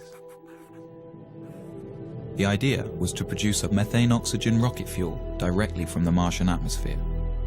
It was a relatively simple and robust chemical engineering procedure that was done commonly in the 1800s, the era of the gaslight. If the idea worked, astronauts could land a relatively light ship with empty tanks. They wouldn't have to ship all the fuel with them for their return trip. This would radically lower their size and weight. The only problem was methane-oxygen fuel requires a hydrogen component. Hydrogen exists on Mars in the form of H2O, but water may be difficult or impossible to extract from the Martian environment. Really, the hydrogen was only 5% of the total weight of the methane-oxygen propellant being manufactured. So if you just say, okay, we won't be pure, we won't get all of the propellant from Mars, we'll just get 95% of the propellant from Mars. The other 5%, the hydrogen, we'll just bring from Earth. Another fundamental resource that could be extracted from the Martian environment is oxygen. A second processing unit could separate oxygen molecules from the thin carbon dioxide atmosphere, providing breathable air for a Mars crew. If used intelligently, the same resources that make Mars interesting are precisely what could make it attainable. Baker and Zubrin had greatly reduced their mission mass, but they still found their ship was too heavy and would require 2 launches and assembly in space. Then Zubrin hit on an idea. Well, one of the key events of the Mars Direct development was one morning Bob burst in my office and said, I've got it. The idea that I finally hit on in 1989 was that we would split the mission up into 2 parts, and we'd send the return vehicle out first with its own return propellant plant. So the propellant would be made on Mars before the first astronauts ever left Earth. With 2 separate direct-to-Mars launches, a human crew would have a fully fueled ship waiting for them on the surface of Mars before they ever left Earth. So Zubrin and Baker had come up with a plan that seemed to accomplish all of their goals. It was relatively inexpensive, development time was short, they could use existing technology, and it allowed for a long stay on the Martian surface. They dubbed their idea Mars Direct. SSC disconnect, enable on. 35. Let guys go. Hydraulics go. Aboard an Ares rocket is the Earth Return Vehicle, or ERV. No one is aboard this ship. It will pave the way for the astronauts who, years later, will use the ERV to return to Earth. 1. And liftoff.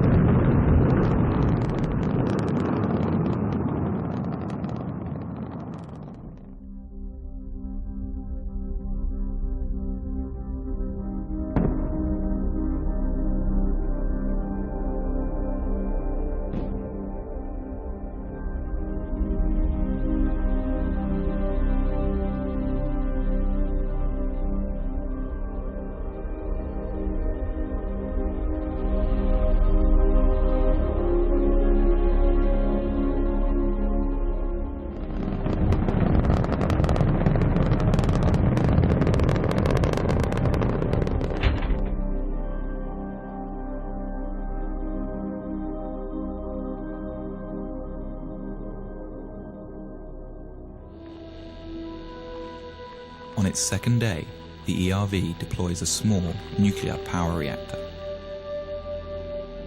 The reactor powers a chemical plant inside the ERV. The plant will produce the methane-oxygen rocket fuel for the launch home.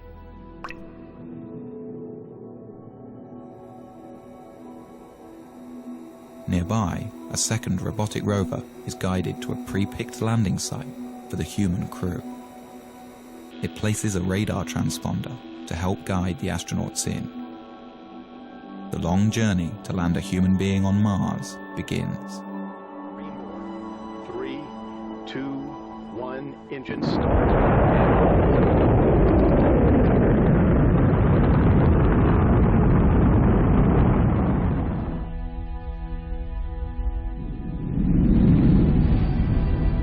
Carrying the most skillfully assembled flight team in history, 4 astronauts begin their 2.5-year mission to the Red Planet. This will be the first time a human has gone beyond the Earth-Moon system, 250 million miles farther than any person has ever been.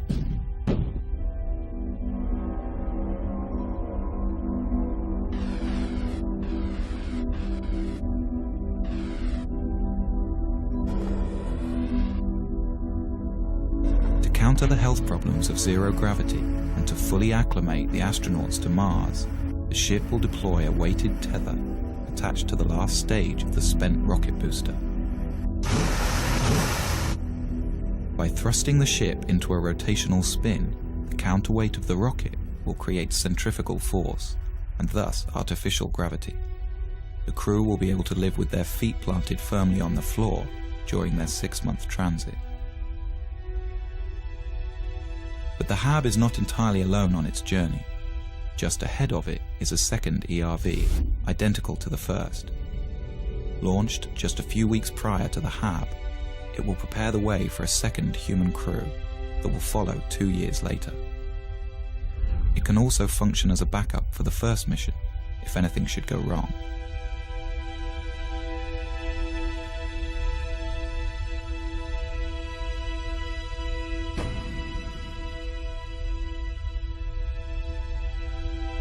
On the 6th month of the flight, the crew will gaze upon an alien world. This is the new frontier. Oh, spectacular. Just spectacular. After days in orbit and satisfied with the landing conditions, the crew will receive final word from Mission Control on Earth. All systems are go for entry, descent, and landing.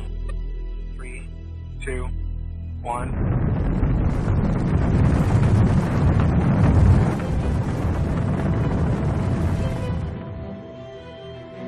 It will be a tense 40 minutes before people back on Earth get the signal from Mars and know if everything has gone well.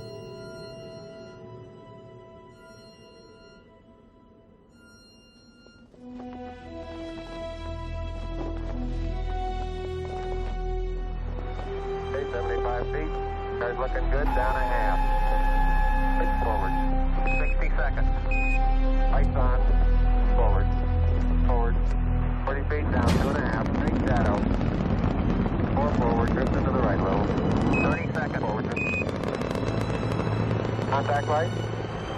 Okay, engine stop. We're seeing it on the LTP. We're on Mars, everybody.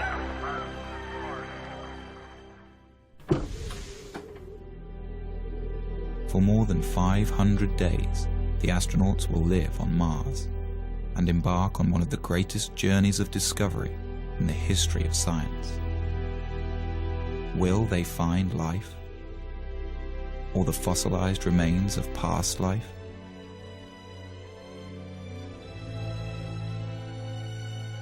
Such a discovery could tell us whether our solar system has seen more than one Genesis, and answer the ultimate question: are we alone? In any case, these explorers will be learning how feasible the colonization of Mars really is, and whether or not mankind has a future among the stars.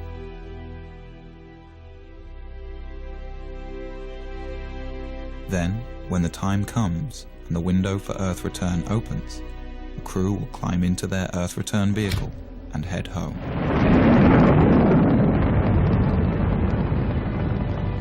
They will arrive home heroes, the first to stretch the limit of man's expanse from one planet to another, their names added to the list of great explorers of new worlds. In their footsteps, others will follow.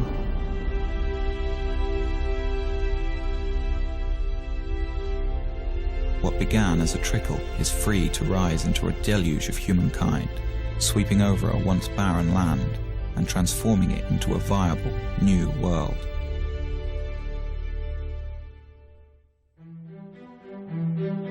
When Baker and Zubrin presented Mars Direct to their bosses at Martin, they expected the worst.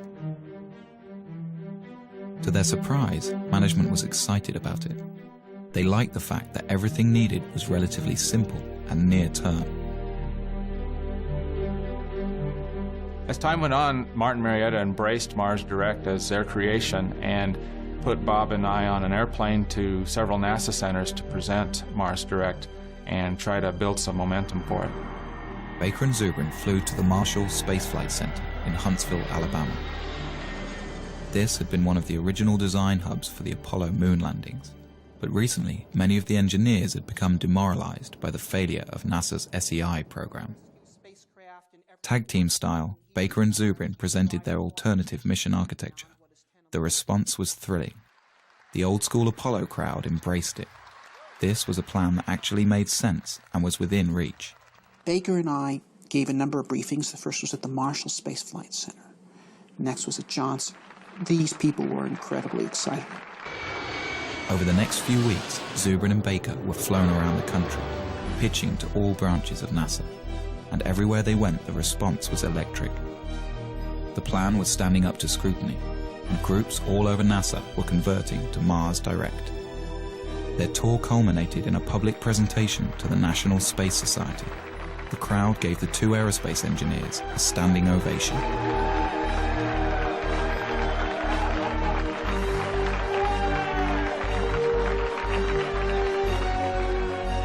A week later, the story was in newspapers around the country.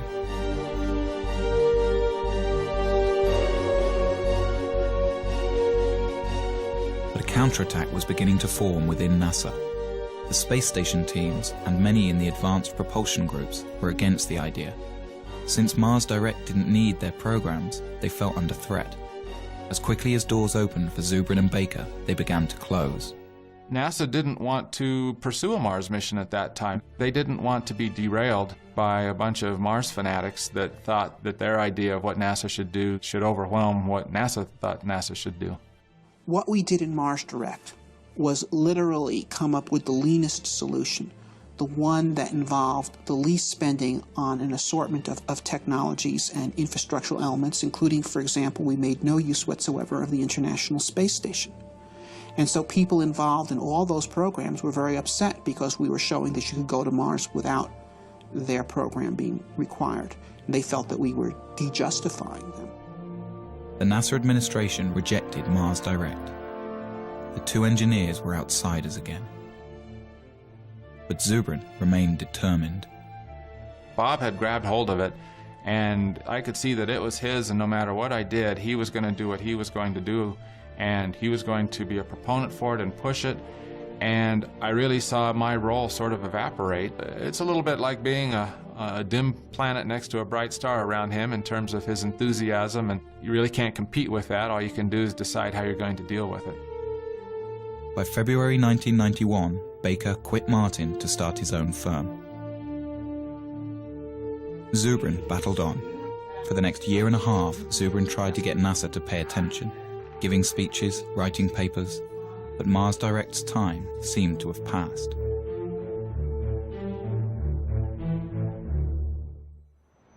But then in 1992, a new administration came into power at NASA, and Zubrin saw a second chance. I was invited to brief Mike Griffin, who was the Associate Administrator for Space Exploration in charge of the whole Space Exploration Initiative. He immediately became a very strong supporter of Mars Direct. But before the engineers at NASA would take another look at Mars Direct, they wanted Zubrin to prove that producing rocket fuel on Mars could work. They gave Martin Marietta a small budget to do an experiment. Zubrin and his team built a machine called the In Situ Propellant Plant. It could take carbon dioxide, the dominant gas in the Martian atmosphere, combine it with a little hydrogen, and produce a methane-oxygen fuel. We did it in 3 months with a very small team. We built a plant that was 94% efficient, and no one who actually participated in that effort was actually a real chemical engineer. They were all aerospace engineers, like me, who were simply dabbling in chemistry in order to prove to NASA that 19th century chemical engineering really worked.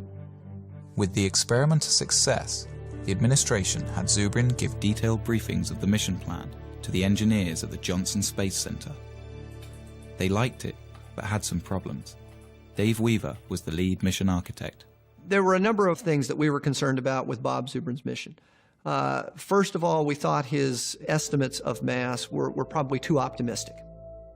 Didn't have sufficient margins for a variety of things, not the least of which would be things like provisions for the crew, the amount of water that would be required. We thought his ascent vehicle was very large, which meant his power requirements, his propellant requirements were much larger than needed to be. His trip times out were too long, and that for very little effort you could get them shorter. The other problem was the size of his crew. He had a 4-person crew. I think virtually every study that's been done says that a 4-person crew for a 3-year type of mission is probably not realistic. Weaver took Zubrin into his office, and the two men worked out compromise mission architecture. First, Weaver wanted 3 launches for every mission instead of 2. The first year, 3 ships would launch: a MAV, Mars Ascent Vehicle, an unoccupied HAB, and an ERV, Earth Return Vehicle. The HAB and MAV would land on the surface and begin producing fuel for the return flight and air for the crew. These craft would spend 2 solitary years on Mars, allowing NASA to test all of the systems before sending a human crew. Then, in the 3rd year, 3 more ships would launch, this time with the HAB occupied by astronauts. The other 2 ships are for a future mission, and less needed as a backup for this crew. Once on Mars, the team could also utilize the first HAB. Then, after a 1.5-year stay, the crew would climb aboard their small capsule and rendezvous with the return ship. This ship would carry them back home in a roomier environment than Zubrin's ERV. Zubrin called the plan Mars Semi-Direct. NASA called it the Design Reference Mission. They had a larger crew than we had. They had bigger ships. They had more equipment. They had heavier equipment. So they had to do the mission in 3 launches instead of 2, but it was done with the same principles of Mars Direct. The plan was subjected to the same cost analysis that tagged the 90-day report with a $450 billion price tag. The Design Reference Mission came back at a fraction of the cost, $55 billion. Spread out over 10 years, it could be done within NASA's existing budget. The plan made the cover of Newsweek. Here was a mission architecture that was affordable and could be done today with existing technology. But NASA's astronauts have not left low Earth orbit since.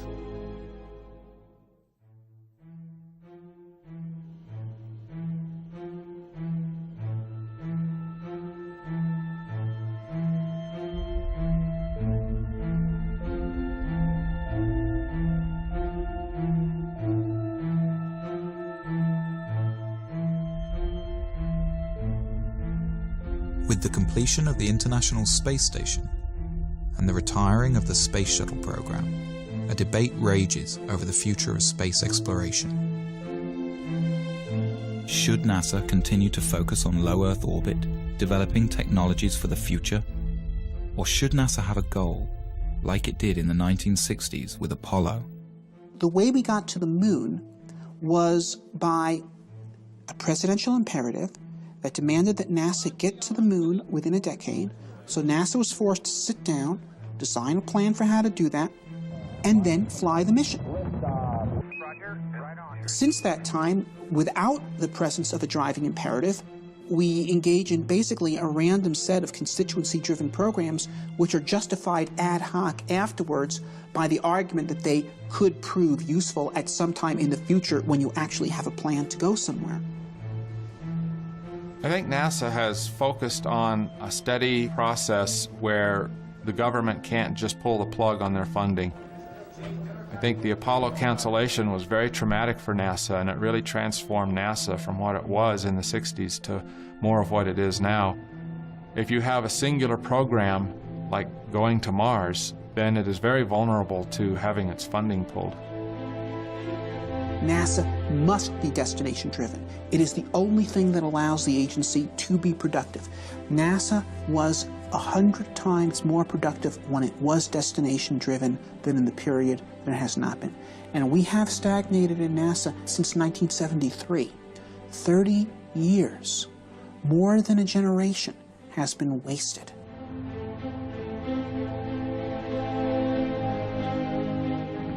The American space program's been stagnant for 30 years. There's a once-in-a-generation shot right now to get it moving again by giving it a goal that'll take it somewhere.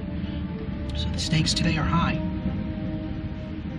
And if you ask me if I am nervous right now, I am.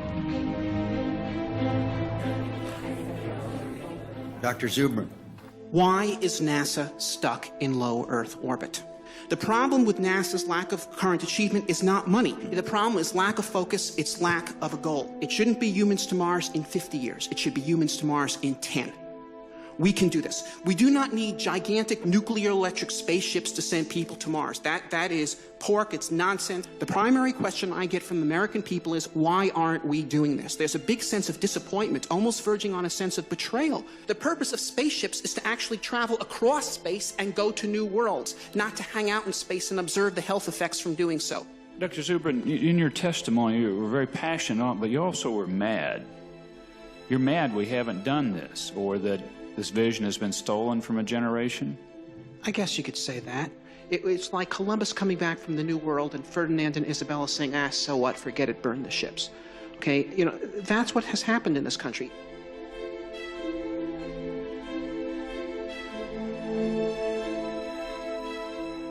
We've won our point that there needs to be a destination. What we need, the point we need to win on now is that the destination needs to be Mars, and it needs to be soon.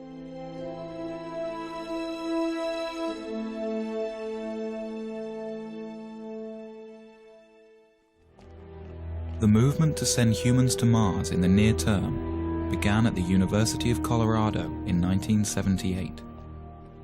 A graduate student in astrogeophysics named Chris McKay gave a small seminar on the possibility of introducing life to Mars. I got interested in Mars in graduate school.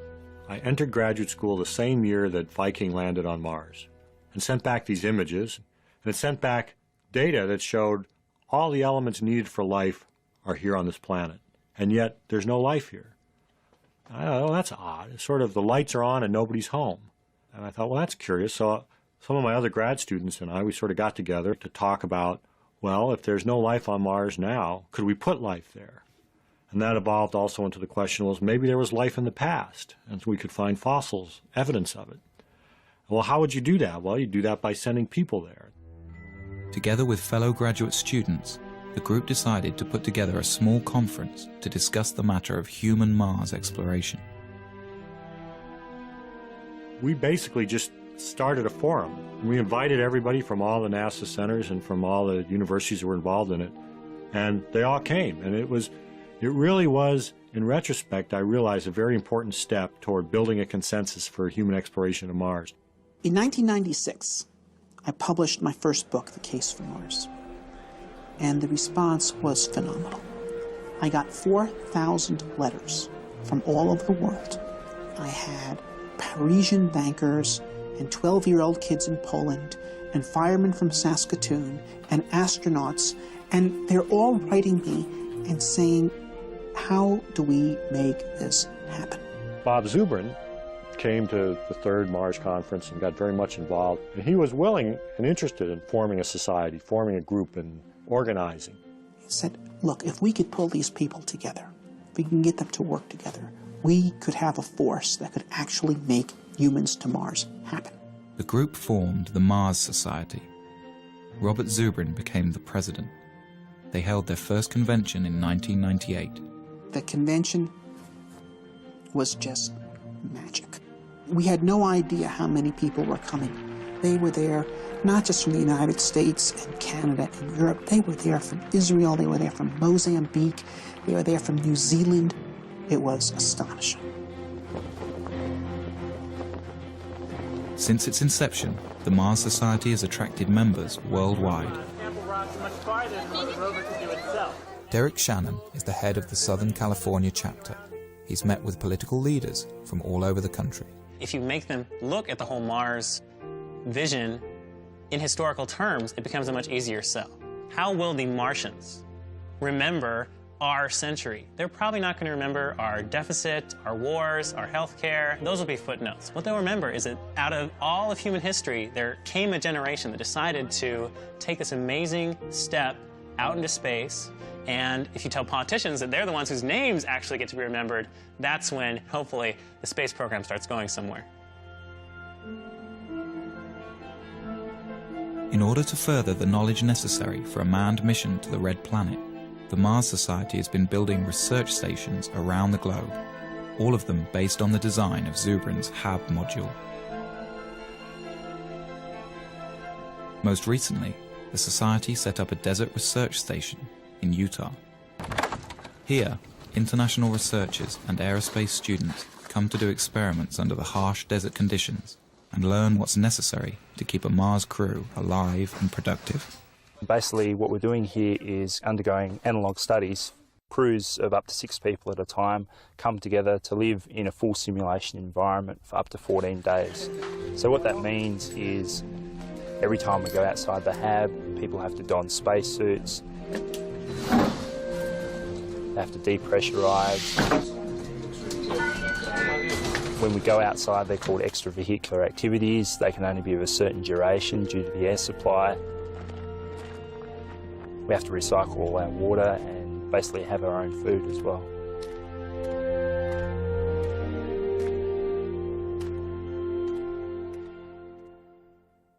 It's great to fantasize, but it's another thing when you have to put it together, when the nuts have to fit the bolts.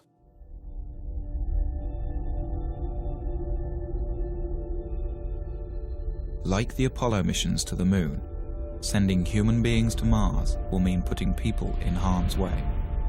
There are many dangers in outer space, and many things could go wrong. A serious equipment breakdown could doom the crew to their deaths. Some argue that the risk of failure is simply too high. You know, back in the days when medieval man was looking out from Europe and thinking about exploring the world was unknown, and map makers populated their maps with dragons. We've got the same thing today. There are people who are afraid to go out into space, and they've populated their maps of the solar system with dragons. You know, we've got cosmic radiation, we've got zero gravity, we've got back contamination. But these are dragons that we can take on.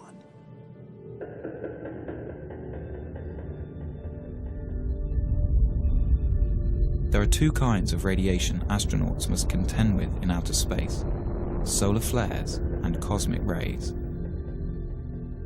Solar flares are floods of protons that burst from the sun at irregular intervals and would be dangerous to an unshielded human crew. We are not ready to send humans to Mars right now. We've got to know a lot more about radiation and radiation mitigation. One of the Apollo flights barely missed, like by a week, a major solar event. If it had gone off when the Apollo astronauts were on the way back and forth to the moon, they would have gotten their entire lifetime radiation dose in that one mission. And that's just one solar flare. So that's why we worry about this. In the Mars Direct plan, Zubrin envisions a central, insulated core where a crew can retreat to while the radiation passes by. The core would be surrounded by all the provisions of the mission. This should stop any harmful dose of radiation from reaching the astronauts. Basically, you use your pantry as your storm shelter. So a solar flare happens, the alarm bell rings, the crew goes into the storm shelter, they stay in there cramped up pretty tight for a few hours until the all clear rings and they come out. This is going to happen once, it might happen twice in the course of the mission. The second type of radiation is cosmic rays. This constant rain of charged particles comes from interstellar space and cannot be avoided without many meters of shielding. We can experience some of this type of radiation on Earth at high altitudes. Airline pilots who spend their careers flying high in the atmosphere can receive almost as much of this radiation throughout their life as a Mars astronaut would on a 2.5-year mission. It's a long trip. It's a 6-month trip there, a 6-month trip back. It's probably a year on the surface. That's a lot of radiation. The best estimates are that the magnitude of that dose is not that great, perhaps 60 rem of radiation scattered over 2.5 years. Now, 60 rem of radiation delivered over a long period of time like that would not create any noticeable effects at all. It would, though it is believed, increase your statistical risk of getting cancer at some point later in your life by about 1%. Right now, if you're an average American and you do not smoke, you have a 20% chance you're going to die of cancer. This would make it 21. If you're an average American smoker, it's 40. So in fact, if you recruited the Mars crew out of smokers and sent them to Mars without their tobacco, you would be reducing their chance of getting cancer.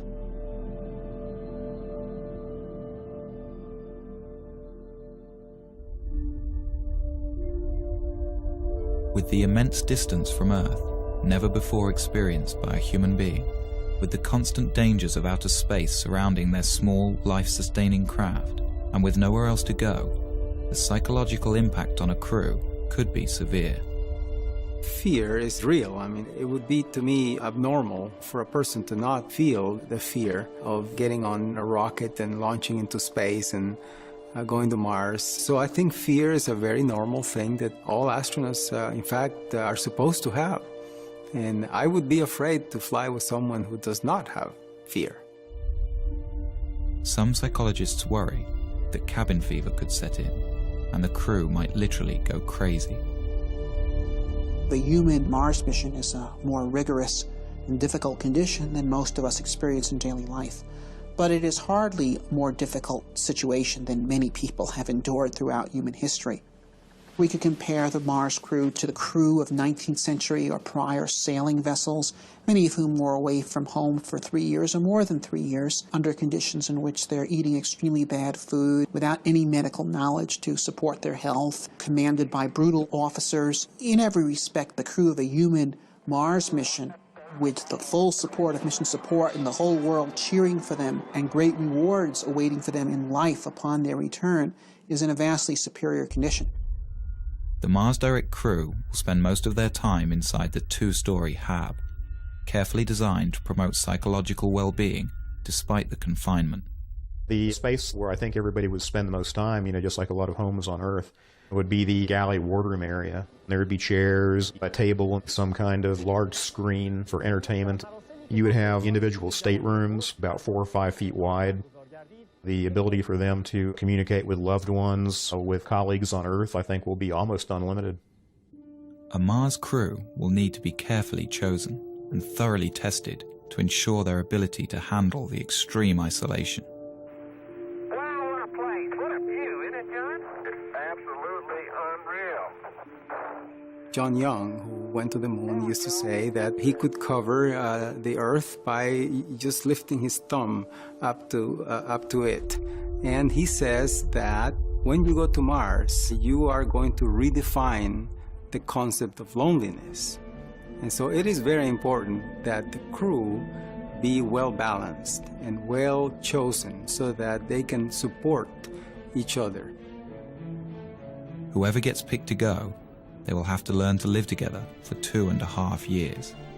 If you put out a call for volunteers for the first crew to Mars, they'd be lined up coast to coast. Most people recognize what's left after you go is the good you left behind. And to take part in an adventure of this character, of such a historic character, of extending the reach of the human species, this is something of immortal significance.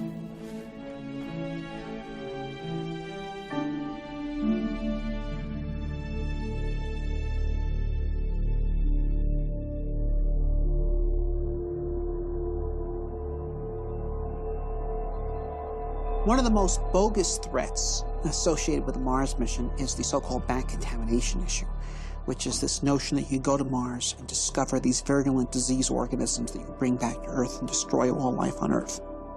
If we discover life on Mars, one fear is that our Earth biology will have no defense against possible Martian pathogens. Some argue that missions to Mars cannot be risked until we can prove Mars is free from harmful contaminants. This is completely nonsensical. There's natural transfer of material from Mars to Earth all the time. We get around 500 kilograms of unsterilized Martian rocks landing on Earth every year, and they have been doing so for the past 3-4 billion years. And so if there were Martian organisms that could contaminate the Earth, they've already done so.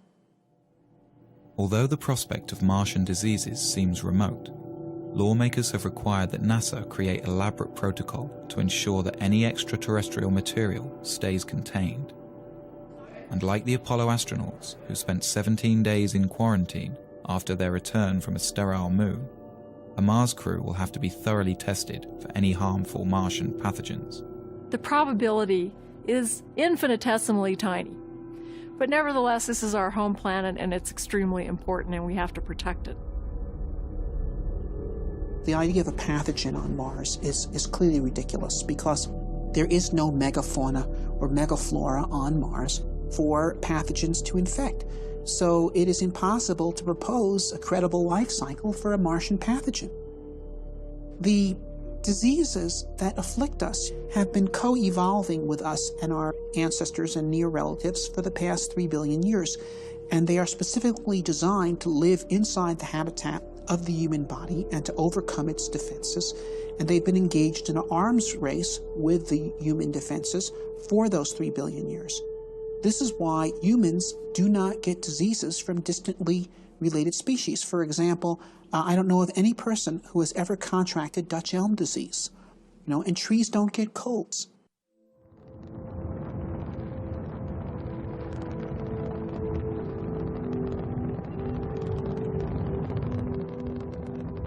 When the first Mars lander touches down, the crew will be staring out at a new world, a place that in 4 billion years, no eyes have ever seen.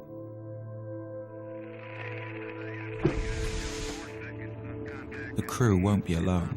Millions of television viewers back home will be watching as the first man or woman places their footprint into the rust-colored soil.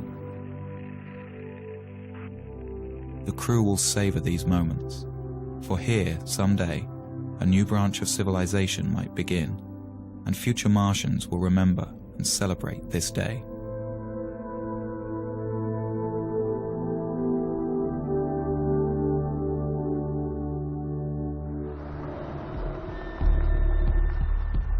There is much for the crew to do and explore. One of their main mission objectives will be to search for signs of microscopic life. To do this, they will follow the ancient water flows.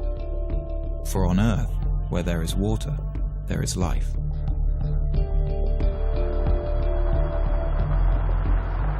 To help the crew in their search, they will have a pressurized rover that allows them to explore in a comfortable shirt-sleeve environment.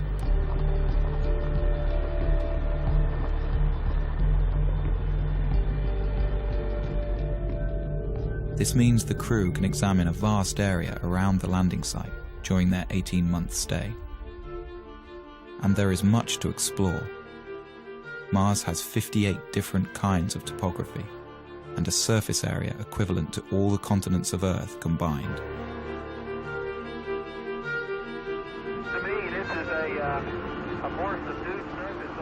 If these explorers can uncover the fossilized remnants of indigenous Martian life, they will redefine mankind's understanding of its place in the universe. For if life arose separately on a planet so close to our own, it strongly suggests that the universe is a biologically rich place and full of life.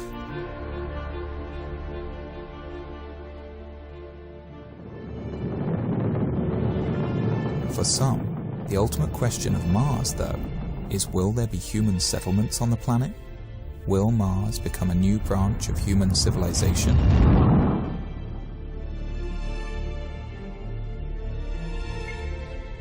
As each subsequent Mars mission explores a wider and wider area of the planet over several years, an ideal site for a base will be found, probably one with a thermal vent that can supply water and power. At that point, several HABs will be landed in this one spot, with crews that plan to stay for 4, 8, or even 12 years. The HABs will be interconnected, and a permanent human presence on Mars will be established. This scientific community will have to learn to become self-sufficient, to be able to survive on Mars without supplies constantly being sent from Earth. But unlike any other planet in the solar system besides Earth, Mars has all of the fundamentals needed to make this possible. Its 24-hour and 37-minute day is critical for growing plants. It has all of the elements necessary for creating building materials like plastics, metals, and glass. And it has oceans of water frozen into the soil. If we can develop this craft of living on Mars, then Mars becomes inhabitable. Not immediately physically, but intellectually. I mean, look, what determines whether an environment is habitable or not? Is Colorado habitable? We're not naturally adapted to live in Colorado. We're tropical animals. No one could survive a single winter night here without technology, such as clothing, efficient use of fire. We invented our way into becoming people that could colonize such hostile environments.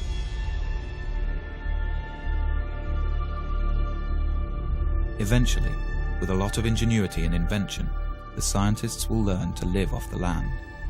They will grow crops in the iron-rich but potassium-poor soil. And they will produce oxygen and energy from the water and atmosphere.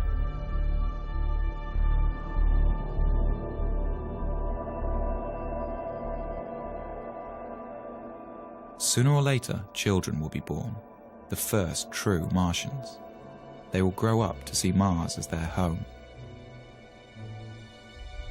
With time, more and more people will arrive. These won't only be scientists, but settlers, people who plan to stay.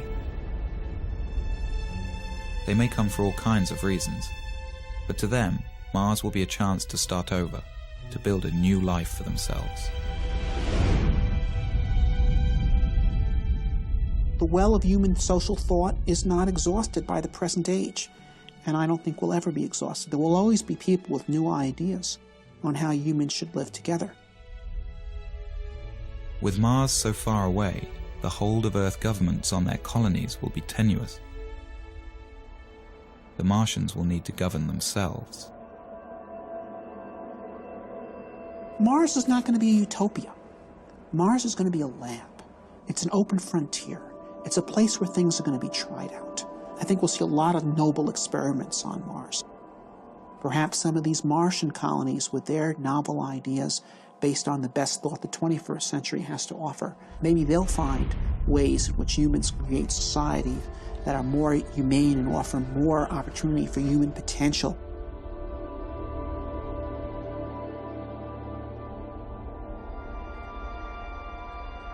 The ultimate dream of the Martians will be to terraform their planet, to make Mars as hospitable as Earth.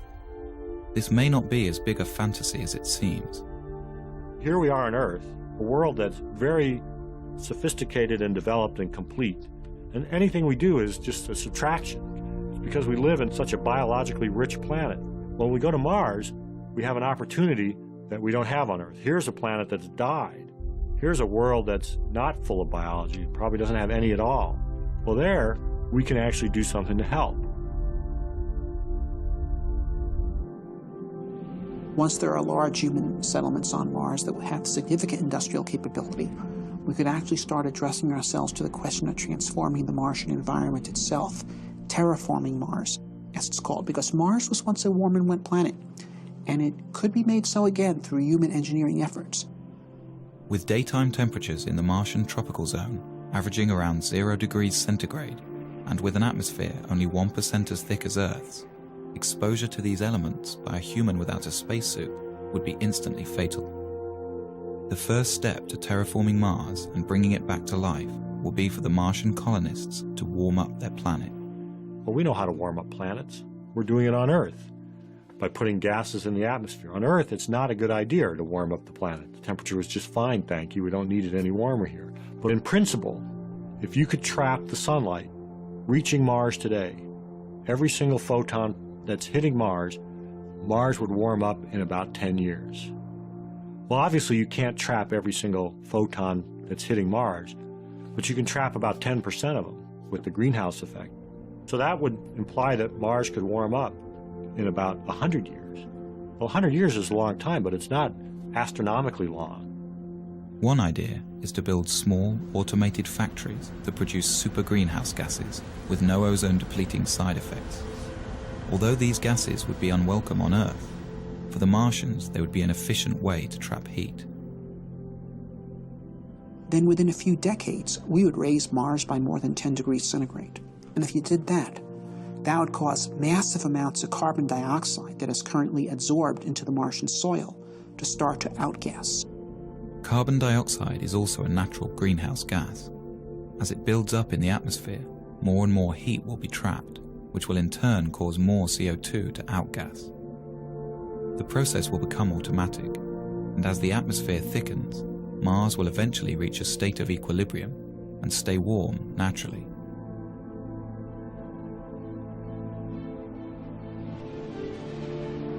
The rise in air pressure would mean that the human colonists could discard their pressure suits and walk around the surface of Mars carrying only a supply of oxygen.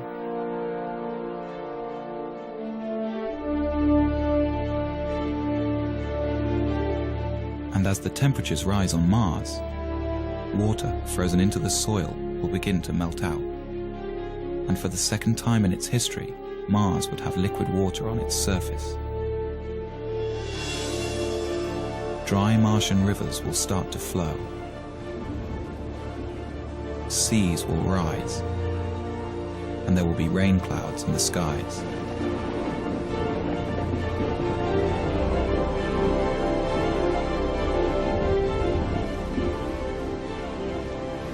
The return of Mars to its warm and wet stage will make it a fertile environment for life. Any indigenous Martian organisms lying dormant will begin to grow, and Mars will be full of Martians.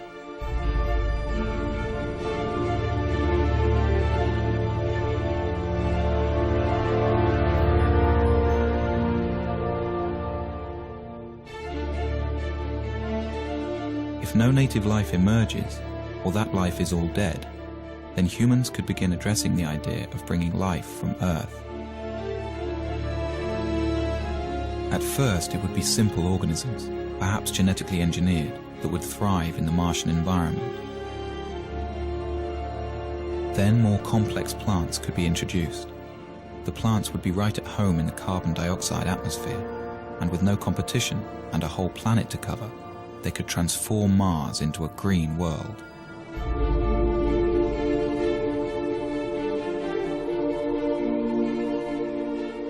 Warming Mars so that it sustains life is rapid, but then the slow process of making the atmosphere breathable for humans and animals starts, and that's done by plants. Although the process will happen naturally, if the colonists can't find a quicker way, it will take tens of thousands of years. This is a philosophical debate. Many people think the universe has a big sign on it that says, "Do not touch. Leave it alone. It was made this way. It is not in our purview as human beings to change anything." I can respect that view, although I disagree with it. I think the universe has a big sign on it that says, "Go forth and spread life." Because when I look around the universe, I think life is the most amazing thing we see. It is just incredible. And we human beings are uniquely positioned to help spread life from this little tiny planet, which it seems to have been started on, beyond. And that's our gift. Earth's gift to the universe, I think, is the gift of life.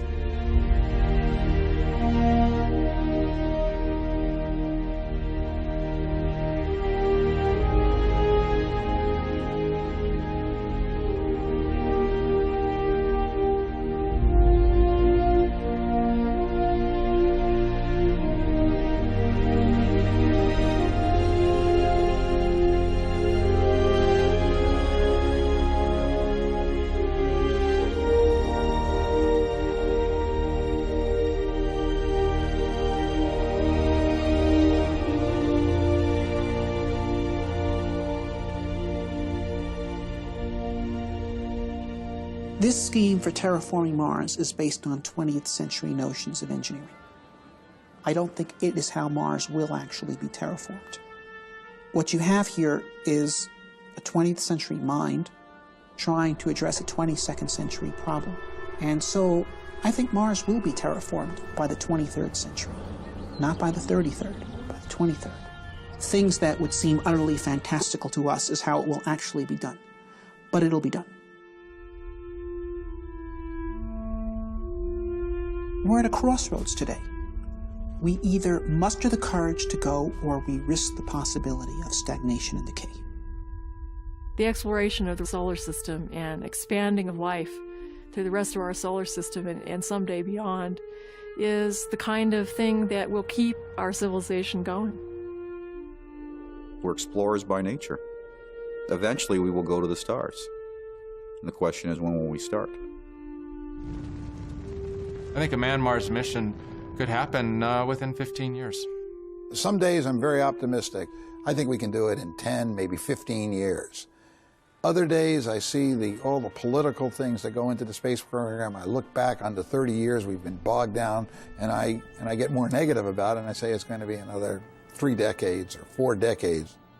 I would be surprised if we got to Mars prior to 2025 or 2030. In May of 2018.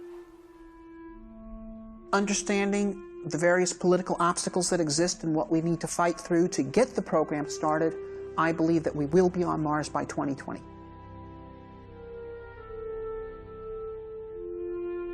You have to believe in hope. You have to believe in the future. There are more and more people coming around to the point of view that a positive future for humanity requires human expansion into space. We will eventually break through the forces of inertia that have been holding this thing back.